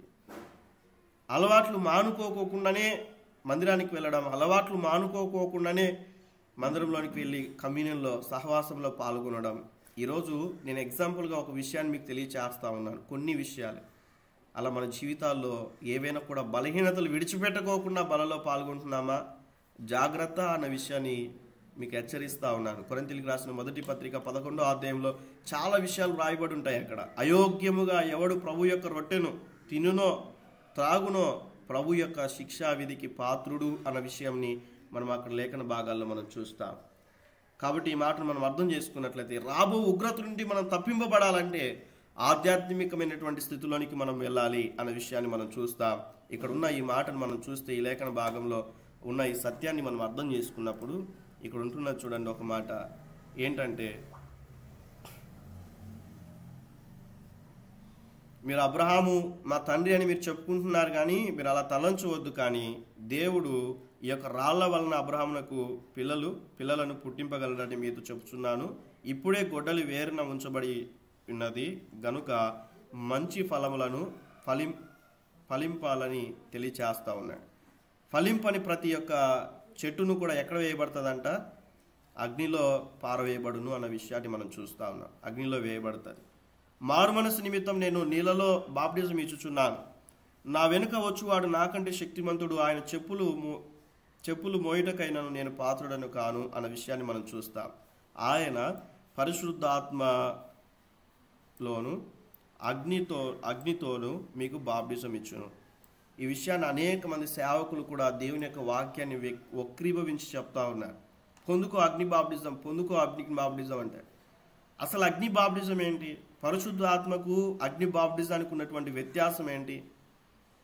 మరికొంతమంది బోధిస్తూ ఉన్నారు ఏంటంటే, ఆ రోజు పెంతెకోస్తు దినాన అగ్ని బాప్టిజం ఇచ్చాడు దేవుడు. అగ్ని బాప్టిజం ఇచ్చినట్లు వాక్యంలో ఉందా అక్కడ? అసలు ఆలోచన చేస్తే అసలు అగ్ని బాప్టిజం ఇచ్చినట్లు అక్కడ ఎక్కడ ఉంది? కొన్నిసార్లు కొన్ని వర్తమానాలు వింటే బాధ అనిపిస్తుంది. కొన్ని టీచింగ్స్, కొన్ని మెసేజెస్, కొన్ని మందిరాల్లో ఉన్నటువంటి వర్తమానాలు వింటూ ఎందుకు ఈ మాట తెలియచేస్తా ఉన్నానంటే, ఏదో వింటున్నాం సేవకులు చెప్తున్నటువంటి విషయాలని కాదు. ఈవెన్ దో నేను చెప్తున్న విషయాలైనా కూడా, సేవకులు చెప్తున్నటువంటి ఎవరు చెప్పినా కూడా, అపోస్తున్నటువంటి పౌలు శీలలు బోధిస్తున్నటువంటి విషయాలే ఆ రోజు సంఘంలో ఉన్నటువంటి వారు అలాగ ఉన్నవో లేదో అని పరిశీలించారంట. ఈరోజు చెప్తున్నటువంటి విషయాల లోపాలుంటే చెప్పొచ్చు. ఈ విషయాలు జ్ఞాపకం ఉంచుకోవాలి. కాబట్టి మనం అర్థం చేసుకోవాలి, మీరందరూ కూడా ఏదో విని అందులో ఉన్నటువంటిది అదే సత్యమని గ్రహించువారుగా కాక, దేవుని యొక్క వాక్యాన్ని క్షుణ్ణముగా చదువుతూ పరిశీలన చేస్తూ దేవుని యొక్క సన్నిధిలో అనేకమైనటువంటి విషయాలు నేర్చుకుంటూ అలా ఉన్నవో లేదో, చెప్తున్న విషయాలకి వాక్యానికి కోడ్ అవుతుందా లేదా ఇలా మనం అర్థం చేసుకోవాలి. ఏ సభలకు వెళ్ళినా ఎక్కడ వెళ్ళినా కూడా నేను ఆ చెప్తున్న బోధ ప్యాటర్న్ అంతా వింటాను. వాక్యానికి అనుకూలంగా ఉందా, సొంత నిర్ణయాలతో చెప్తా ఉన్నారా, ఆధ్యాత్మికంగా ఏమైనా నేర్చుకోవాల్సిన స్థితి ఉందా, చెప్తున్నటువంటి వారు శరీరాన్ని బట్టి బోధిస్తూ ఉన్నారా, ఆత్మను బట్టి బోధిస్తూ ఉన్నారా, సంఘం పట్ల భారం కలిగి బోధిస్తూ ఉన్నారా, ఆ భౌతికపరమైనటువంటి అవసరతల కొరకు బోధిస్తూ ఉన్నారా, ఇవన్నీ కూడా ఆలోచన చేస్తాను నేను. ఆ యొక్క డిజర్నింగ్ స్పిరిట్, వివేచించేటువంటి ఆ యొక్క స్థితి, వరం దేవుని యొక్క సన్నిధిలో దేవునిచ్చినటువంటి ఆ కృపను బట్టి, దేవుడు అనుగ్రహించిన విధానం బట్టి గ్రహిస్తూ ఉంటాను. ఒక విశ్వాసం వస్తే నిజముగా వీళ్ళు పైకి చెప్తా ఉన్నారా, లోపల భక్తి ఏమైనా ఉందా, భక్తిలో ఉన్నటువంటి శక్తిని ఏదైనా కూడా పొందుకున్నారా, అలాంటి అనుభవాలు ఏదైనా కూడా ఉన్నాయా గ్రహించగలను. ఫోన్లో మాట్లాడినా కూడా గ్రహించగలను దేవుడిచ్చినటువంటి ఆ యొక్క స్థితిని బట్టి. ఎందుకు ఈ మాట తెలియచేస్తా ఉన్నానంటే, ప్రజెంట్ వాక్యంలో స్వచ్ఛత లేదండి, స్వచ్ఛత లేదు, ప్యూరిటీ లేదు. కానీ కాబట్టి మనం ఏం వింటున్నామో జాగ్రత్తగా ఉండండి. యేసుక్రీస్తు ప్రభువులు వారు అనేక జాగ్రత్తలు చెప్పారు. అందులో ఒకటి ఏంటంటే, మీరు ఏం వినుచున్నారో వాటి విషయమై జాగ్రత్తగా ఉండుడి అన్న విషయాన్ని. సంఘానికి ఉన్నటువంటి 2 బాప్టిజాలు ఏంటంటే, నీటి బాప్టిజం ఉంది, పరిశుద్ధాత్మ బాప్టిజం ఉంది, అగ్ని బాప్టిజం లేదు. ఈ మాట ఎవరు చెప్పినా నమ్మడానికి వీల్లేదు, అది వాక్యానుసారం కాదు. సంఘానికి ఉన్నటువంటి బాప్టిజాల అనుభవాల్లో ఏంటంటే, నీటి మూలమైనటువంటి బాప్టిజం ఉంది, ఆత్మ మూలమైనటువంటి బాప్టిజం, పరిశుద్ధాత్మ బాప్టిజం ఉంది, అగ్ని బాప్టిజం లేదు. అగ్ని బాప్టిజం ఎవరికి అన్నటువంటి విషయం రానున్న దినాల్లో నేను ఈ సెకండ్ కమింగ్లో పార్ట్లో నేను కొన్ని విషయాలు మీతో మాట్లాడతాను. రాబో ఉగ్రతను తప్పించుకోవాలంటే, ఆ అగ్నిలో పడవేయకోకుండా ఉండాలంటే, ఈ అసలుకి వచ్చిన ఎవరి గురించి వ్రాయబడిందన్న సంగతిని సరైన రీతిగా అర్థం చేసుకోవాలి. అందుకే ఒక మాట మనం చూస్తే 3వ అధ్యాయం 12వ వచనంలో, ఆయన చేతిలో ఉన్నది, ఆయన తన కళ్ళమును బాగుగా శుభ్రము చేసి గోధుమలను కొట్టులో పోసి ఆరని అగ్నితో పొట్టును కాల్చివేయనని వారితో చెప్పాను అన్న విషయాన్ని మనం చూస్తాం. అసలు ఎందుకు మాట్లాడుతూ ఉన్నాడు దేవుడు ఈ సందర్భం? అసలు సంఘం గురించేనా ఇది? వాస్తవానికి ఈ మాట సంఘం గురించి మాట్లాడలేదు ఆయన. అయితే ఎవరి గురించి మాట్లాడుతున్నాడు? ఇవన్నీ కూడా మనం అర్థం చేసుకోవాల్సినటువంటి పరిస్థితి. దంచిన బియ్యం లేకుంటే గోధుమ నుండి తీయబడినటువంటి వేరు చేయు పరికరం అన్న విషయాన్ని మనం చూస్తాం. నిజముగా ఆధ్యాత్మిక జీవితంలో వేరు చేయబడినటువంటి స్థితి మనం కలిగి ఉంటున్నామా? వేరు చేయబడి ఉంటున్నామా? లోకంలో నుంచి కంప్లీట్గా మనం ప్రత్యేకింపబడి ఉంటున్నామా? మార్పు చెందినటువంటి బిడలంగా మనం ఉంటున్నామా లేదా అన్న విషయాన్ని పరిశీలించుకోవాలి. ఆయనకున్నటువంటి వేరు చేసేటువంటి ప్రక్రియను మనం చూస్తూ ఉన్నాం. గోధుమల నుండి ఊకను వేరు చేయు ప్రక్రియను మనం చూస్తే అంతా కూడా బాగా వాటిని గుల్లగొట్టేసి, తర్వాత ఏంటంటే పూర్వము ఇలా గాలి వస్తున్న సమయంలో, ప్రజెంట్ కూడా ఇలా చేస్తారు కొన్ని విలేజెస్లో, గాలి వస్తున్నటువంటి సమయంలో ఇలా తూర్పు పట్టడం అంటారు. మీరేమంటారో మరి. అలా వేస్తున్నటువంటి సమయంలో గట్టి గింజలు అలా ఉండిపోతాయి. తర్వాత మనం చూస్తే ఏవైతే పనికిరాంటి ఉంటుందో అదంతా కూడా దూరంగా వెళ్ళిపోతాయి. అలానే అగ్నిలో కాల్చివేయబడునో లేకుంటే అగ్నిగుండంలో పడవేయబడుదురు. ఎవరు పడవేయబడతారు? ఎవరైతే వేరు చేయబడకోకుండా, ఎవరైతే ఆయనకున్నటువంటి ఈ అనుభవాలు అనేటువంటివి లేకోకుండా ఉంటాయో వారి జీవితాల్లో జరిగేటువంటి కొన్ని విషయాలు మీకు తెలియచేస్తా ఉన్నాను. నకిలీ గోధుమలు అంటే నకిలీ విశ్వాసులు. నకిలీ విశ్వాసులు ఏంటన్నా? గోల్డ్ ఉంది, గోల్డ్ లాగానే రోల్డ్ గోల్డ్ కూడా ఉంటుంది కదా. విశ్వాసులుగా కనబడుతూ ఉన్నారు, కానీ నకిలీ విశ్వాసులు కూడా ఉన్నారు కదా. విశ్వాసులు మాత్రమే ప్రభు సన్నిధికి వెళ్తారు, కానీ నకిలీ విశ్వాసులు ఎట్లా వెళ్తారు? జ్ఞాపకం చేసుకోవాలి. ఈ యొక్క విషయాలు మనం అర్థం చేసుకోవాలి. నకిలీ విశ్వాసులాగా మనం ఉండకూడదు. విశ్వాసులాగా మనం ఉండాలి, కానీ నకిలీ విశ్వాసులుగా మనం ఉండకూడదు. ఈ యొక్క నకిలీ గోధుమలు అన్నీ కూడా వెళ్ళిపోతాయి. ఈ మాట మనం అర్థం చేసుకుంటూ మనం ముందుకు వెళ్ళినప్పుడు ఒక మాట మీకు చెప్పి నేను వాక్యాన్ని ముగిస్తాను. ఒక మాట చెప్పి సందర్భం వచ్చింది కాబట్టి, సండే కాబట్టి నేను ఎక్కువసేపు తీసుకుంటున్నాను. ఈ యొక్క సంఘంలోనికి చేర్చబడినటువంటి మన ఆత్మీయ జీవితాల్లో ఈ యొక్క అనుభవాల గుండా మనం చూస్తే, యూదుల వివాహంలో ఉన్నటువంటి దశలు, బహుశా లాస్ట్ టైం ఒకసారి ఇక్కడ ఉన్న వారు అందరూ కూడా లేరు, కానీ వేరే గ్రూప్లో చెప్తున్నప్పుడు ఒక మాట చెప్పా. అప్పుడు మీరు జాయిన్ అయి ఉండవచ్చు, ఒకరో ఇద్దరో, కానీ అందరు కూడా వినలేరు. యూదుల వివాహంలో కొన్ని దశలు ఉంటాయి. 5 దశలు ఉంటాయండి. యూదులు ఒక వివాహం చేసుకోవాలంటే ఒక 5 దశలు ఉంటాయి. ఇప్పుడున్న స్థితి ఏంటంటే, భారతదేశంలో కూడా ఉన్న కొన్ని క్రమాలు మనం చూస్తే, వెళ్తారు, అబ్బాయి ఇంటికి వెళ్తారు, అమ్మాయి ఇంటికి వెళ్తారు. ఫస్ట్ అబ్బాయి ఇంటికి వెళ్తారా, అమ్మాయి ఇంటికి వెళ్తారా అండి? మాట్లాడండి. అమ్మాయి ఇంటికి వెళ్తారు. అమ్మాయి ఇంటికి వెళ్తారు, చూస్తారు. తర్వాత అమ్మాయి వాళ్ళు ఏం చేస్తారు? అట్లా అబ్బాయి వాళ్ళ ఇంటికి వెళ్తారు. ఇరువురు వెళ్ళిన తర్వాత పాపం చూస్తారు, అలాగే అబ్బాయిని చూస్తారు. ఇరువురు పేరెంట్స్తో మాట్లాడతారు, ఇల్లు వాకిలు చూసుకుంటారు, కట్న కానుకలు మాట్లాడుకుంటారు. ఇవన్నీ జరుగుతాయి భారతదేశంలో. అయితే ఇక్కడ ఉన్నటువంటి విధానంలో మనం చూస్తే, యూదుల వివాహంలో ఉన్నటువంటి యొక్క దశల గురించినటువంటి విషయాల్ని మనం అర్థం చేసుకున్నప్పుడు, ఒప్పందము చేసుకుంటారు వాళ్ళు మొట్టమొదటిగా. ఇప్పుడు కూడా మనం చూస్తాం. అంటే ఇలా చేయాలని నేను చెప్పట్లేను, కానీ బట్ మీకు అర్థం అవడానికి అని చెప్తాను. చూడండి, మనకున్న బంధువుల్లో ఫస్ట్ బాబు పుట్టాడు అనుకోండి, ఎవరికైనా వాళ్ళకు వరుస అయ్యేటువంటి వాళ్ళ కుటుంబాల పాప పుట్టింది అనుకోండి, వీనికి ఇచ్చి చేద్దామని చిన్నప్పుడు నిర్ణయిస్తారు, అర్థం చేసుకోవడానికి. మీకు చెప్తున్నా, కొంతమంది అలా అనుకుంటారు. చిన్నప్పుడు అనుకున్నారండి ఇట్లా మా అత్త కూతుర్ని చేసుకోవాలని, అందుకే వాళ్ళు అలా నాకు మ్యారేజ్ చేశారు, చిన్నప్పటి నుంచి అలా అనుకున్నారు, ఒప్పందం చేసుకున్నారు, అందుకే ఇప్పుడు నాకు వివాహం చేశారు అని ఇలా కొంతమంది మాట్లాడుతూ ఉంటారు. మీరు బహుశా వినిండొచ్చు, వినకపోవచ్చు. ఇలాంటి సంభవాలు ఇప్పుడు కూడా జరుగుతూ ఉంటాయి. అయితే యూదుల యొక్క వివాహ జీవితాల్లో కూడా మనం అర్థం చేసుకున్నప్పుడు వారికి ఉన్నటువంటి యొక్క అనుభవాల్లో కూడా ఉన్న ఆ ప్రక్రియను మనం సరైన రీతిగా అర్థం చేసుకుంటే, మొదట వాళ్ళు ఏం చేసుకుంటారంటే ఒప్పందం చేసుకుంటారు. ఆ ఒప్పందం చేసుకున్న తర్వాత వివాహం యొక్క కాలం నిర్ణయిస్తారు. ఇప్పుడైతే రోజులు నిర్ణయిస్తూ ఉన్నారు, లేదంటే నెక్స్ట్ ఇయర్ అంటారు, లేకుంటే ఇంకో 2 years తర్వాత అంటారు. కానీ యూదుల యొక్క ఆచారం ప్రకారం, వారికి ఉన్న అలవాట్ల ప్రకారం ఏంటంటే, ఆచారం అంటే లోకాచారం అనుకోకండి, వారికున్న పద్ధతులు, వాళ్ళకున్న రూల్స్ లేకుంటే రెగ్యులేషన్స్ అంటారు కదా, రూల్స్ అండ్ రెగ్యులేషన్స్, అలా వాళ్ళకున్న ఒక క్రమం ఏంటంటే వివాహం యొక్క కాలం నిర్ణయిస్తారు. వాళ్ళు నిర్ణయించడం అంటే పలానా సంవత్సరం పలానా రోజు అని కాదు.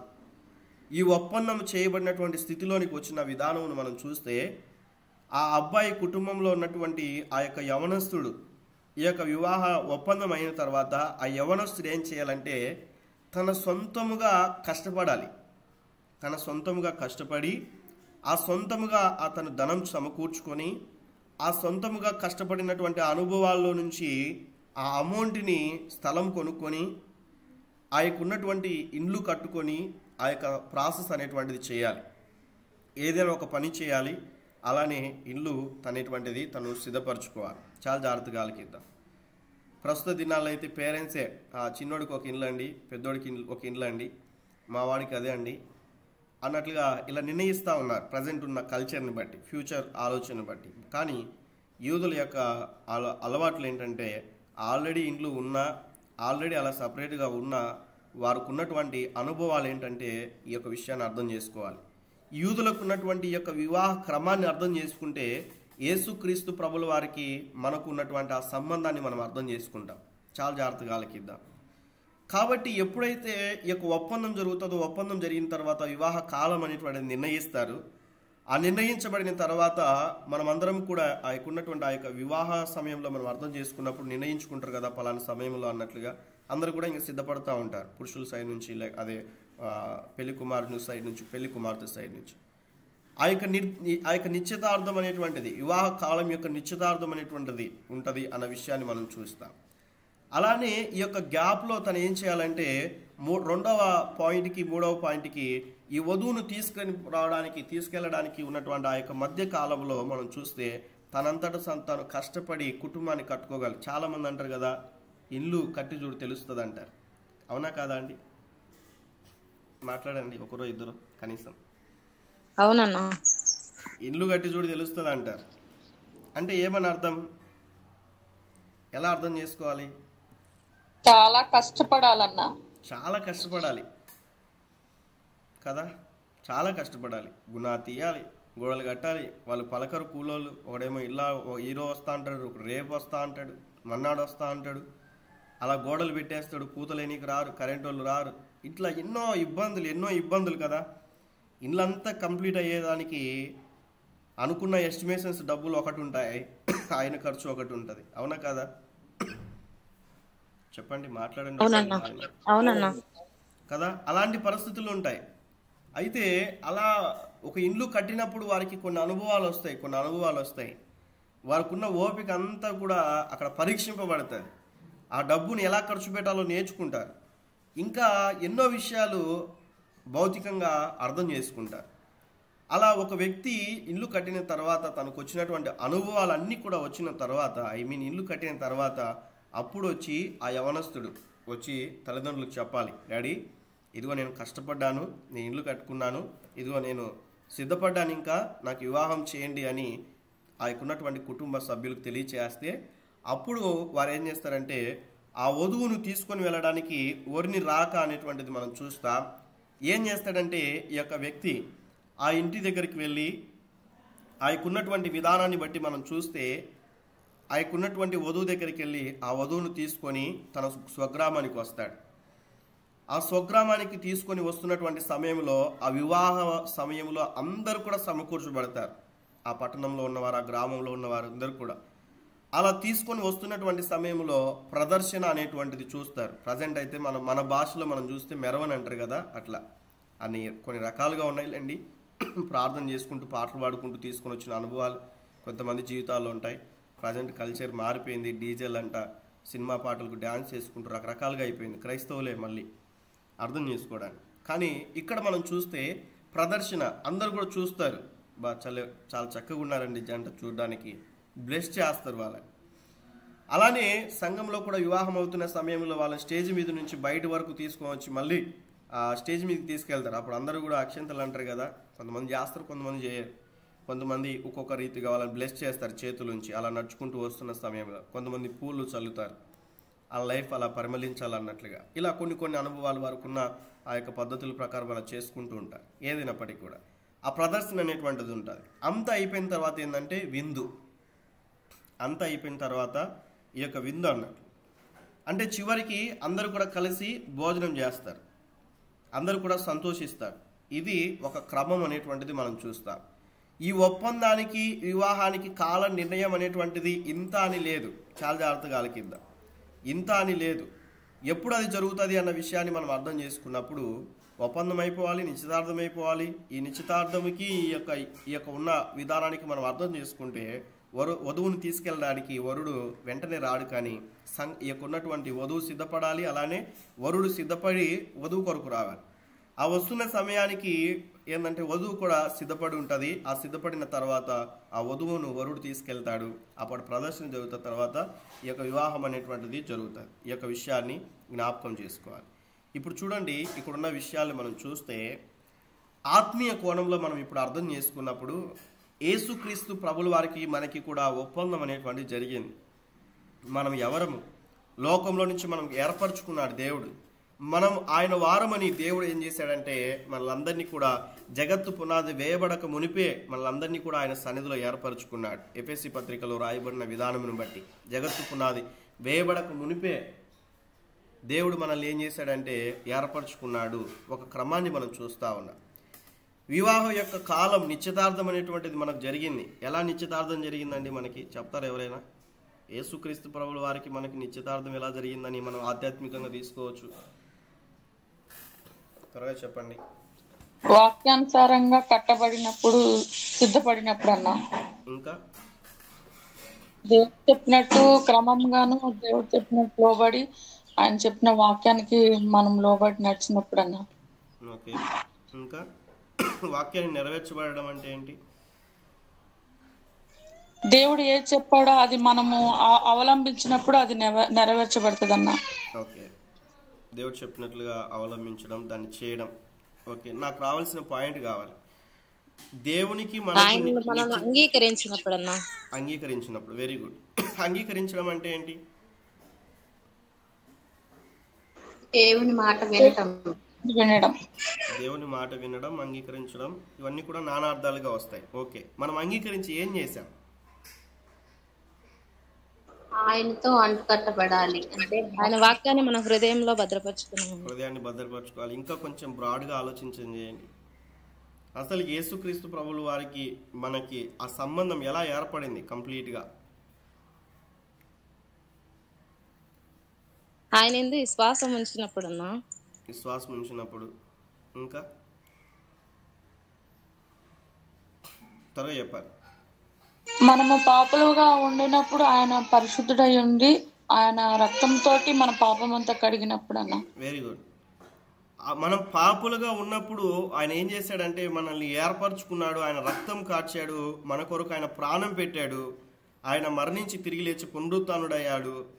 అలా మనం విశ్వసించినటువంటి మనము బాప్టిజం ద్వారా మనకి నిశ్చితార్థం అనేటువంటిది అయింది. అనగా దేవునిలో మనం ఏకీభవించి ఆ యొక్క రక్షణను మనం పొందుకున్నాం. ఈ విషయాన్ని జ్ఞాపకం ఉంచుకోవాలి. ఇప్పుడు అర్థం చేసుకోవడానికి మీకు ఒక మాట చెప్తాను చూడండి.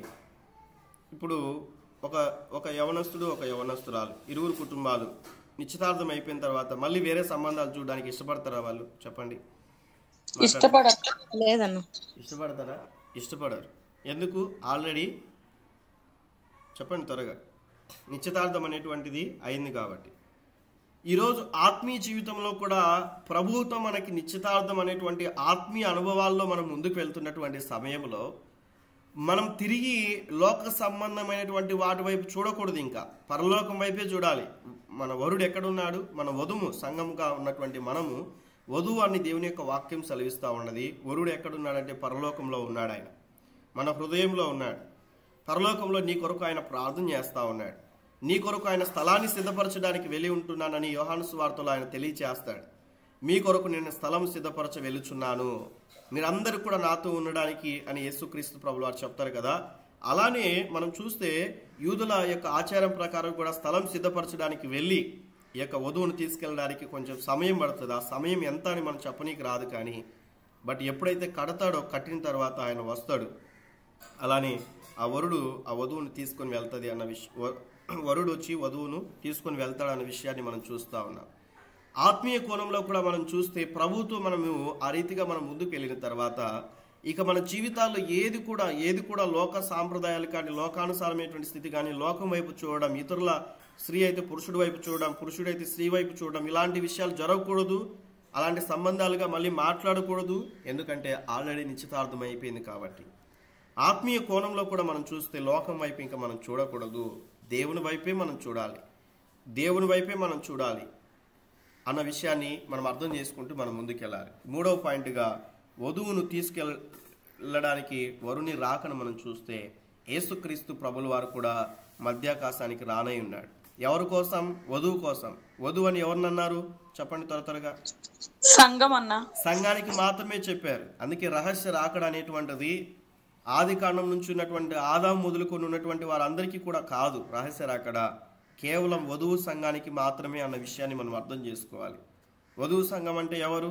క్రీస్తు రక్తము చేత కడగబడినటువంటి పరిశుద్ధుల సహవాసంగా చేర్చబడి ఇలాంటి కోయబడిన అనుభవాలు ఉండి, అదే రీతిగా ఆ యొక్క గింజలాంటి అనుభవాలు ఉండి, దంచబడిన స్థితి ఉండి, పిండిలాగా చేయబడి రొట్టెలాగా మార్చబడి ప్రభు కొరకు ఎదురు చూస్తున్నటువంటి అనుభవాలు కలిగినటువంటి వారు మాత్రమే వధువు సంఘము అన్న విషయాన్ని మనం చూస్తూ ఉన్నాం.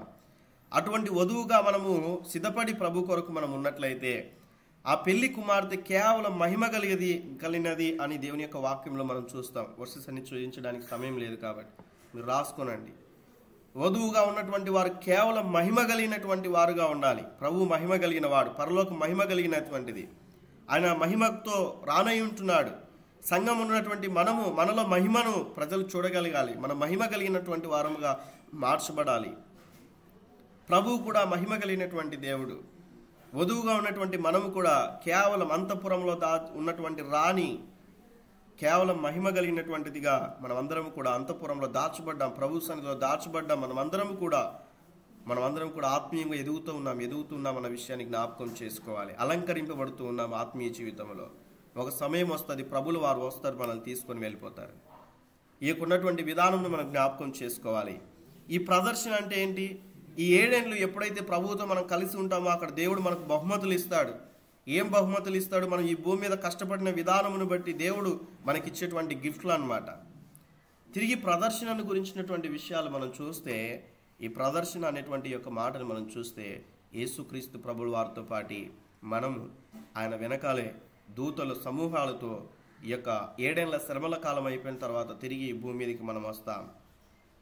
ప్రజలందరూ కూడా ఆ యొక్క ఉన్నటువంటి విధానమును బట్టి ఆ 7 ఏళ్ల శ్రమల కాలం అనుభవించి ఆ యొక్క అప్పుడు కూడా ప్రభువులో ఆ కొంతమంది వారు ఈ దేవుడు ఏర్పరచుకున్న విధానం బట్టి యూదులు కానీ అన్యజనులు కానీ ఆ సమయంలో దేవుడు వారికి నిర్ణయించిన ఆ యొక్క కాలంలో కూడా కొంతమంది రక్షింపబడతారు. అవన్నీ తర్వాత మీకు చెప్తాను ఆ యొక్క టాపిక్ని డీల్ చేస్తున్నప్పుడు.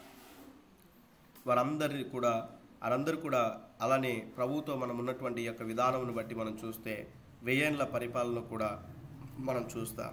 7 ఏళ్ల పరిశుద్ధులకు విందవబోతుందని పాట పాడతాం. అయితే ఆ 7 ఏళ్ళు అక్కడ విందు కాదు, కానీ అక్కడ ఉన్నటువంటి ప్రజలకు 7 ఏళ్ళు ప్రభువుతో అక్కడ ఉన్నటువంటి ఆ యొక్క సహవాసంలో ఎత్తబడినటువంటి వారికి విందు 1000 ఏళ్ల పరిపాలనలో అన్న విషయాన్ని మనం చూస్తాం. విందు అంటే ఏదో కూర్చొని భోజనం చేయడం అని కాదు, కానీ ప్రభువుతో పాలించేటువంటి సహవాసం అన్న విషయాన్ని మనం అర్థం చేసుకుంటున్నాం. ఈ యొక్క క్రమాన్ని మనం చూస్తే, ఈ యొక్క విధానాన్ని మనం చూస్తే ఇక్కడ వర్సెస్ కూడా ఉంటున్నాయి చూడండి. ఈ ఉన్నటువంటి విధానం బట్టి ఈ యొక్క వరుడు ఆల్రెడీ ఈ భూమి మీదకి వచ్చాడు, మళ్ళీ అందరినీ కూడా చూశాడు. దేవుని యొక్క సన్నిధిలో మనం చూస్తే మన కొరకు ఆయన వెల చెల్లించాడు. మనకి గిఫ్ట్లన్నీ కూడా ప్రిపేర్ చేసి ఉంటున్నాడు. ఈ యొక్క ఉన్నటువంటి బ్రైడ్ కొరకు గిఫ్ట్లు ఇస్తారు కదండి. అలా మనం చూస్తే కాబట్టి మనల్ని కూడా దేవుడు ముద్రించుకున్నాడు. ఇక్కడ మనం చూస్తూ ఉన్నాం మొదటి పాయింట్లో ఉన్న ఈ మాటను మనం చూస్తే ఆయన మనల్ని అందరినీ కూడా ముద్రించుకున్నాడు అన్న విషయాన్ని మనం చూస్తూ ఉన్నాం. మనల్ని కూడా దేవుడు ముద్రించుకున్నాడు ఈ యొక్క విషయాలను బట్టి. ఈ మొదటి పాయింట్లో ఉన్న ఈ మాటను బట్టి దేవుడు మన కొరకు చేసిన క్రియ మనల్ని చూశాడు. ఆయన మన కొరకు ఆయన ఏంటంటే పే చేశాడు, డబ్బులు ఆయన వెల చెల్లించాడు. మన కొరకు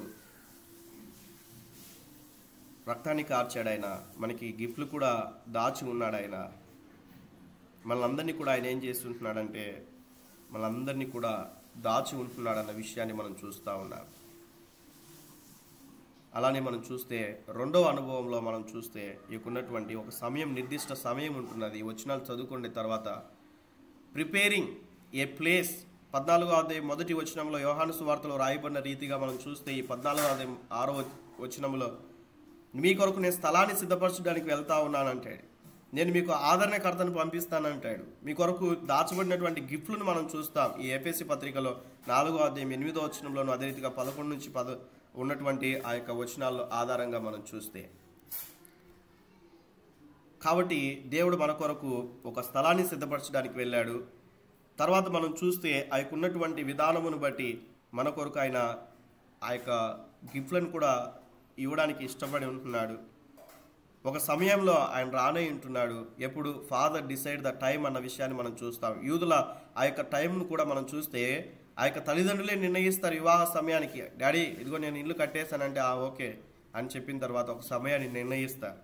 ఫాదర్ డిసైడ్ ద టైం అన్న విషయాన్ని మనం చూస్తూ ఉన్నాం. తండ్రి నిర్ణయిస్తాడు. దూతలకు తెలియదు, కుమారునికి కూడా తెలియదంట ఎప్పుడు ఆయన అక్కడికి వస్తాడు.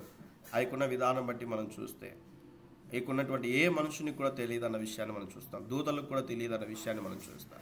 తండ్రి ఎప్పుడైతే నిర్ణయించిన కాలంలో ఆయన మధ్యాకాశానికి వస్తాడు. చిన్నప్పటి నుంచి ఉంటున్నామన్న ఆయన వస్తూ ఉన్నాడు, మేఘాడై వస్తూ ఉన్నాడు అన్న విషయాన్ని అంటాం. కాబట్టి మనం చూడాలి. అలానే మనం చూస్తే ఇక్కడ ఈ టాపిక్ ఇంతటితో క్లోజ్ అవుద్ది. అందుకే నేను కొనసాగిస్తూ ఉన్నాను. ఒకవేళ బిజీగా ఉన్నట్లయితే లెఫ్ట్ అవ్వచ్చు, ప్రాబ్లం లేదు. కాబట్టి ఇక్కడ మనం చూస్తే ఈ యొక్క ఉన్నటువంటి వధువు కొరకు వధువుని తీసుకెళ్ళడానికి వచ్చేటువంటి ప్రాసెస్ని మనం చూస్తూ ఉన్నాం. రిటర్న్స్ అన్న విషయాన్ని మనం చూస్తాం. వధువు తిరిగి రానై ఉంటున్నాడు, జ్ఞాపకం చేసుకోవాలి. ఈ యొక్క ఉన్నటువంటి ఆ వరుడు వస్తున్నటువంటి సమయంలో ఆ యొక్క శబ్దాలు, ఆ యొక్క ఉన్నటువంటి డ్రమ్స్, ఇవన్నీ కూడా మనం చూస్తాం కదా. పెళ్లి కుమారుడు వచ్చిన తర్వాత డ్రమ్స్ వాయిస్తారు. వచ్చినాడని సూచనగా ఆ యొక్క గ్రామాల్లో తెలియజేయడానికి. ప్రస్తుతం లేటెస్ట్గా అయితే టపాసులు వాళ్ళు కాలుస్తారు రకరకాలుగా. అలానే ఒక బూర శబ్దం అనేటువంటిది వినిపింపబడుతుంది. అప్పుడు ఈకున్నటువంటి వరుడు పిలుస్తాడు. ఏంటంటే ఆయనకున్నటువంటి విధానం బట్టి ఆయన పిలిచినప్పుడు ఆయనతో కూడా మనం వెళ్ళిపోతాం. కాబట్టి మనం అందరం కూడా మనం చూస్తే మనకందరికి కూడా ఆయన గిఫ్ట్ ఇచ్చేటువంటి ప్రజెంటేషన్ మనం అందరం కూడా చూస్తాం. ఆయన మనకందరికి కూడా ఎవరైతే చర్చిలో ఆత్మీయంగా వెళ్ళి ఇలాంటి అనుభవాలు కలిగి ప్రభు కొరకు జీవించిన విధానం, ప్రభు కొరకు కష్టపడిన విధానం, ప్రభు కొరకు జీవించినటువంటి విధానమును బట్టి మనం చూస్తే ప్రభు మనకిచ్చేటువంటి ఆ యొక్క విధానాన్ని మనం చూస్తూ ఉన్నాం. ఈకున్నటువంటి వరుడు ఏం చేస్తాడంటే బ్రైడ్ అనగా సంఘానికి ఏం చేస్తాడంటే ఆ యొక్క ఉన్నటువంటి ఒక కుటుంబంలాగా చేర్చబడినటువంటి ఆ యొక్క పరిస్థితిని బట్టి దేవుడు మనకు గిఫ్ట్లు ఇస్తాడన్న విషయాన్ని మనం చూస్తాం. తర్వాత 5th వన్ ఏంటంటే వెడ్డింగ్ ఫీస్ట్. దానియేలు 70 వారాల వివరణలో ఒక విషయాన్ని మీకు తెలియచేశాను. మిగిలి ఉన్న ఆ యొక్క ఉన్నటువంటి రోజులు అవన్నీ కూడా ఎలా క్యాల్కులేషన్ అవన్నీ కూడా చెప్పాను. అక్కడ మనం చూస్తే చివరిగా ఉన్నటువంటి ఆ యొక్క మాటను బట్టి మనం చూస్తే praise the lord. Wedding feast మనం చూస్తాం.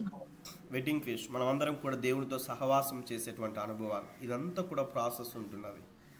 కాబట్టి ఏదో మందిరానికి వెళ్తున్నాం వస్తున్నాంలే, మన ఆత్మీయ లెవెల్స్ అనేటువంటిది మనం పరిశీలన చేసుకోకుండా ఉన్నట్లయితే, మన ఆత్మీయ జీవితంలో ఉన్నటువంటి ఆ యొక్క అనుభవాలు మనం పరిశీలన చేసుకోకుండా ఉన్నట్లయితే ఎక్కడో ఇక్కడే ఇంకా పొలాల్లోనే ఉండేటువంటి పరిస్థితుల్లోనే మన ఆత్మీయ జీవితాలు ఉంటున్నాయా, లేకుంటే గింజలు లాంటి ఎటువంటి యొక్క అనుభవాలు మన జీవితంలోనికి వచ్చి ఉంటున్నాయా, తర్వాత కోయబడ్డానికి ఇష్టపడ్డామా, తర్వాత దంచబడ్డానికి ఇష్టపడ్డామా, మనం చూస్తే రొట్టెగా మార్చబడ్డామా?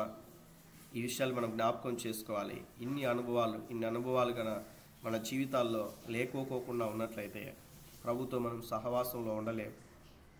ప్రభు మనల్ని వచ్చి తీసుకొని వెళ్ళలేడు. బైబిల్ పట్టుకున్న ప్రతి ఒక్కరు కూడా క్రైస్తవులు కాదు. బాప్టిజం తీసుకున్న ప్రతి ఒక్కరు పరలోకానికి వెళ్తారని లేదు. ప్రభు కొరకు ఇలాంటి అనుభవాలు కలిగి ఉండాలి. వాక్యంలో మనం చూస్తాం. ఈ సందర్భం వేరే అయినప్పటికీ కూడా ప్రభువా అని పిలుచు ప్రతి వాడు కూడా పరలోక రాజ్యంలో చేరడు. తండ్రి చిత్తాన్ని నెరవేర్చిన వాడే. అయ్యా, నీ నామంలో దయ్యాలు వెలగొట్టలేదా ప్రభువా? ఇదిగో స్వస్థతలు చేయలేదా? ఉపవాస కూడికలు పెట్టలేదా? నా మెసేజ్ ద్వారా 10 మంది రక్షింపబడ్డారు ప్రభా. నేను వాక్యం చెప్పింటే ప్రభా, ఇదిగో ఇక కుటుంబంలే ఆత్మీయతలోనికి వచ్చారు ప్రభా అంటే నువ్వెవరో తెలియదు అంటాడంట దేవుడు. ఆలోచన చేద్దాం. మనం చక్కగా లేకుంటే, మనం సరిగా లేకోకుంటే ఉపయోగం ఉండదు. మనం పరలోకానికి వెళ్తూ అనేకుల్ని పరలోకానికి తీసుకొని వెళ్ళేటువంటి వారంగా ఉండాలి. మనం వెళ్ళకోకుండా పర్లేదులే, ఇతరులు పోతే చాలే అన్నట్లుగా మనం బోధ చేయకూడదు. అలాంటి జీవితాలు మనకు ఉండకూడదు. ఒక విశ్వాసులముగా ప్రభు సన్నిధిలో ఇటువంటి అనుభవాలు, దేవుని యొక్క ఆ యొక్క ఉన్నటువంటి ఆధ్యాత్మికమైనటువంటి విషయాల్ని మనం అర్థం చేసుకుంటూ దేవుడి కొరకు మనం జీవించినప్పుడు ప్రభు మనల్ని ఉన్నతంగా దేవుడు మనల్ని ఆశీర్వదిస్తాడు. ఈ ఉదయకాల సమయంలో ఆయా రీతిలుగా దేవుని యొక్క వాక్యం ద్వారా మనం అందరం కూడా హెచ్చరింపబడ్డాం. ఆయా రీతిలుగా మనం అందరం కూడా దేవుని యొక్క సన్నిధిలో బలపరచబడ్డాం. ఆ విన్న ఆ యొక్క మాటలు బట్టి మన జీవితాల్లో ఏవైనా కూడా మార్పు చేసుకోవాల్సినటువంటి విషయాలు ఉన్నట్లయితే మనమందరం కూడా మార్పు చెందినటువంటి బిడలుగా మనం ఉండాలి. కాబట్టి మన జీవితాల్లో మనం అర్థం చేసుకున్నాం. ఇంకా మనం ఎవరికో ఉన్న ఆత్మీయ జీవితమును బట్టి, మనం తల్లిదండ్రులు బట్టి మనం ఆత్మీయంగా ఉన్నాంలే అన్నట్లుగా సరిపోదు. కానీ ఎవరి మట్టుకు వారు ఆత్మీయ జీవితంలో ముందుకు వెళ్ళాలి. కోయబడిన అనుభవాలు, కూర్చబడిన అనుభవాలు, సంఘంగా చేర్చబడినటువంటి అనుభవాలు, పెళ్లి కుమార్తెగా మార్చబడినటువంటి అనుభవాలు, దేవుని యొక్క సన్నిధిలో మనం అందరం కూడా అటువంటి అనుభవాలు గుండా దేవుని యొక్క సన్నిధిలోనికి వెళ్ళి ఒక రొట్టెగా మార్చబడినప్పుడు అది యాజకులు భుజించడానికి, అలానే మనం చూస్తే మనం అనేకులకు ఆశీర్వాదకరంగా ఉండడానికి ఎంతో ఉపయోగకరంగా ఉంటుంది అన్న విషయాన్ని మీకు తెలియచేస్తా ఉన్నాను. ఒకసారి అందరూ కూడా ప్రార్థన చేసుకోనండి. అందరూ కూడా ఏకీవించండి. నేను ముగించాను. ఇంకా ఎక్కడైనా కూడా దేవునికి ఏదైనా కూడా ఇంకా లోకానుసారమైనటువంటి పరిస్థితులు నీలో ఉంటున్నాయేమో, ఒకవేళ నీ కుటుంబాల్లో ఉంటున్నాయేమో, నీ పిల్లలు అలా చేస్తూ ఉన్నారేమో, నీ తల్లిదండ్రులు అలా జీవిస్తూ ఉన్నారేమో, ఒకసారి ఆలోచన చేయు. ఒకవేళ అలానే పొలంలోనే ఉండేటువంటి అనుభవాలు ఉన్నట్లయితే కళ్ళు మూసుకునండి అందరూ కూడా. అలానే పొలంలోనే ఉండేటువంటి పరిస్థితులు ఉన్నట్లయితే ఒక సమయం వస్తుంది, అది కోయబడి అగ్నిలో కాల్చబడేటువంటి స్థితిలోనికి వస్తుంది. ఆ కాల్చబడేటువంటి ఉగ్రత రాకమునిపే సరైనటువంటి రీతిగా కోయబడాలి. కోయబడినటువంటి మనము ఎక్కడంటే అక్కడ కూర్చోబడకూడదు, కానీ ప్రభు సన్నిధిలో మాత్రమే కూర్చోబడాలి.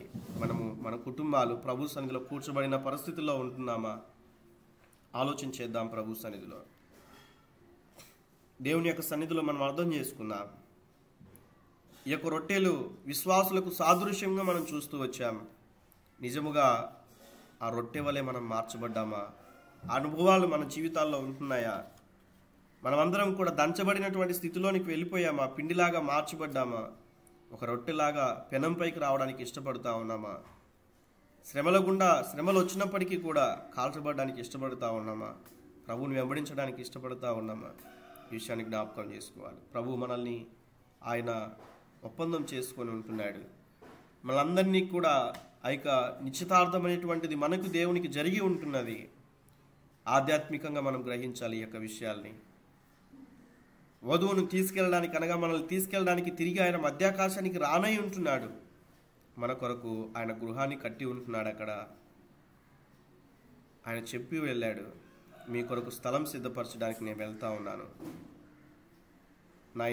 నా తండ్రి ఇంట అనేక నివాస స్థలములు ఉన్నాయి.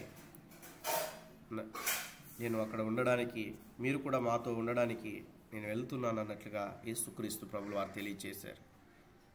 ఈ యొక్క ఉన్నటువంటి విధానమును బట్టి ఒకానొక సమయంలో మనం ప్రభువును ఎదుర్కొంటాం. ఆ ఎదుర్కొనడానికి మనం ఎటువంటి ఆత్మీయంగా మనం సిద్ధపడతా ఉన్నాం. విషయాలు జ్ఞాపకం చేసుకుందాం. భారం కలిగిన వారు ఎవరైనా ఒకరు ప్రార్థన చేయండి, తర్వాత నేను ప్రార్థన చేస్తాను. దేవుని యొక్క వాక్యాన్ని ఎత్తిపట్టుకొని ప్రార్థన చేయండి.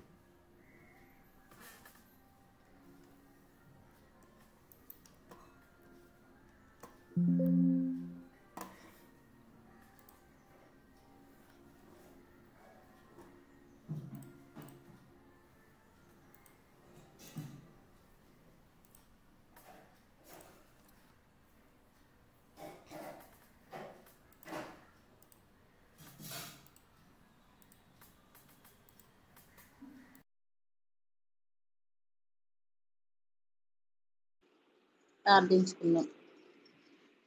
స్తుతికి పాత్రుడా, స్తోత్రాడా, మమ్మల్ని మిక్కిలిగా ప్రేమించే మా ప్రియ పరలోకపు రాజా, పరిశుద్ధ పాదములకు వేలాది వందనాలు, స్తుతులు, స్తోత్రాలు చెల్లిస్తున్నాం నాయన.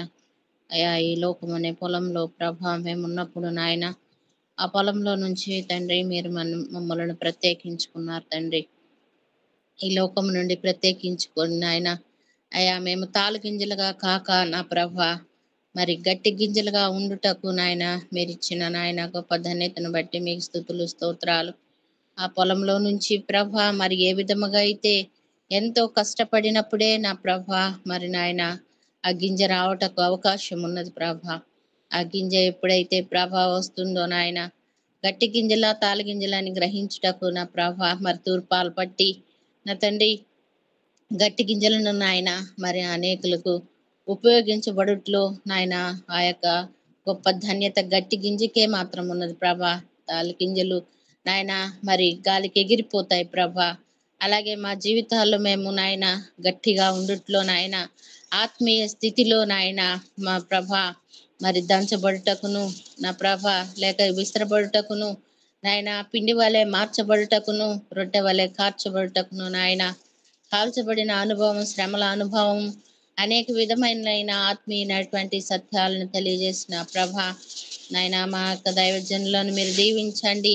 ఈ లోకంలో నుంచి నాయన మేము సిద్ధపడి నాయన సంఘముగా ఎత్తబడాలి, వధువుగా ఉండాలి అంటే ప్రభా మీ రాక కొరకు మేము అనేకమైన విషయాలలో ప్రభా పరిశుద్ధత, పవిత్రత కలిగి నాయన మీ రక్తంలో మేము కడగబడితే కాదు కానీ నాయన మా వ్యక్తిగత జీవితంలోను, సంఘ జీవితంలోను నాయన పరిచర్య జీవితంలోను ప్రభా అనేకమైన విధాలుగా నేను నాయన మరి నా ప్రభా మరి మేము ఎదగాలి కనుక నాయన మరి తండ్రి మా జీవితాల్లో అలాంటి అనుభవాలను మీరు మాకు కలగజేస్తూ శ్రమలు వచ్చినప్పుడు పక్కకు పోక నా ప్రభా అవిశ్వాసం మాలో లేకుండా విశ్వాసం కలిగి నాయన మా జీవితాలను ప్రోత్సహించబడుకుంటూ నాయన సంఘ సహవాసంలో ఉన్నప్పుడే ప్రభా మేము పక్కకు తొలగిపోయే అనుభవం కాక నాయన నిత్యము మీతో కట్టబడే అనుభవం కలిగి నా ప్రభా మేము ఉండాలని నాయన మా దైవజనుల ద్వారా మీరు హెచ్చరించిన విధానం కొరకు మీకు స్తుతులు, స్తోత్రాలు నాయన.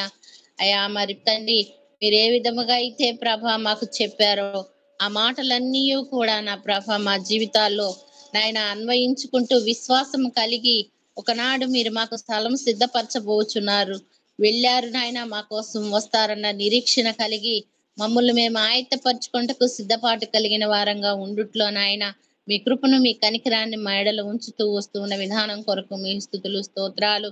మేమొక్కరమే కాదు ప్రభా, అనేకులను ప్రభా కూర్చబడాలి నాయన. అయా ఆత్మీయమైనటువంటి సత్యాలను మేము తెలియచేసుకుంటూ నా ప్రభా మీకు కంటకట్టబడి జీవించినప్పుడే ఇవన్నీ మేము చేయగలుగుతాం నాయన.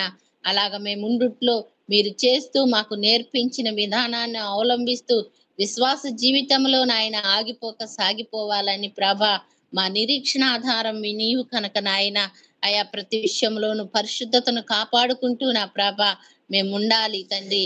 అలాగున్నప్పుడే మేము ఎత్తబడే గుంపులోనికి మేము చేర్చబడతాం నాయన. అలాగుండుట్లో మీ కృపను, మీ కనికరాన్ని పరిశుద్ధాత్మ ద్వారా మీరు మమ్మల్ని నడిపిస్తూ నాయన మా సేవకుల ద్వారా హెచ్చరిస్తూ వస్తూ ఉన్న విధానం కొరకు మీకు స్తుతులు, స్తోత్రాలు. మా పనులను మేము త్వరగా ముగించుకొని మీ సన్నిధానానికి వెళ్ళి నా ప్రభా నాయన మేము సిద్ధపడి ప్రతి విషయంలోనూ నాయన వాక్యం వినినప్పుడు మేము సరి చేసుకున్నట్లో విధేయత కలిగి ఉండుట్లో నాయన మీ సన్నిధిని మాకు తోడుగా ఉంచి ఈ ఉదయకాల వర్తమానాలను మా దైవజనులు మీరు బలపరిచి చెప్పిన మాటలను శ్రద్ధగా వినుటకు వినగల చెవిని మీరు మాకు అనుగ్రహించారు నాయన.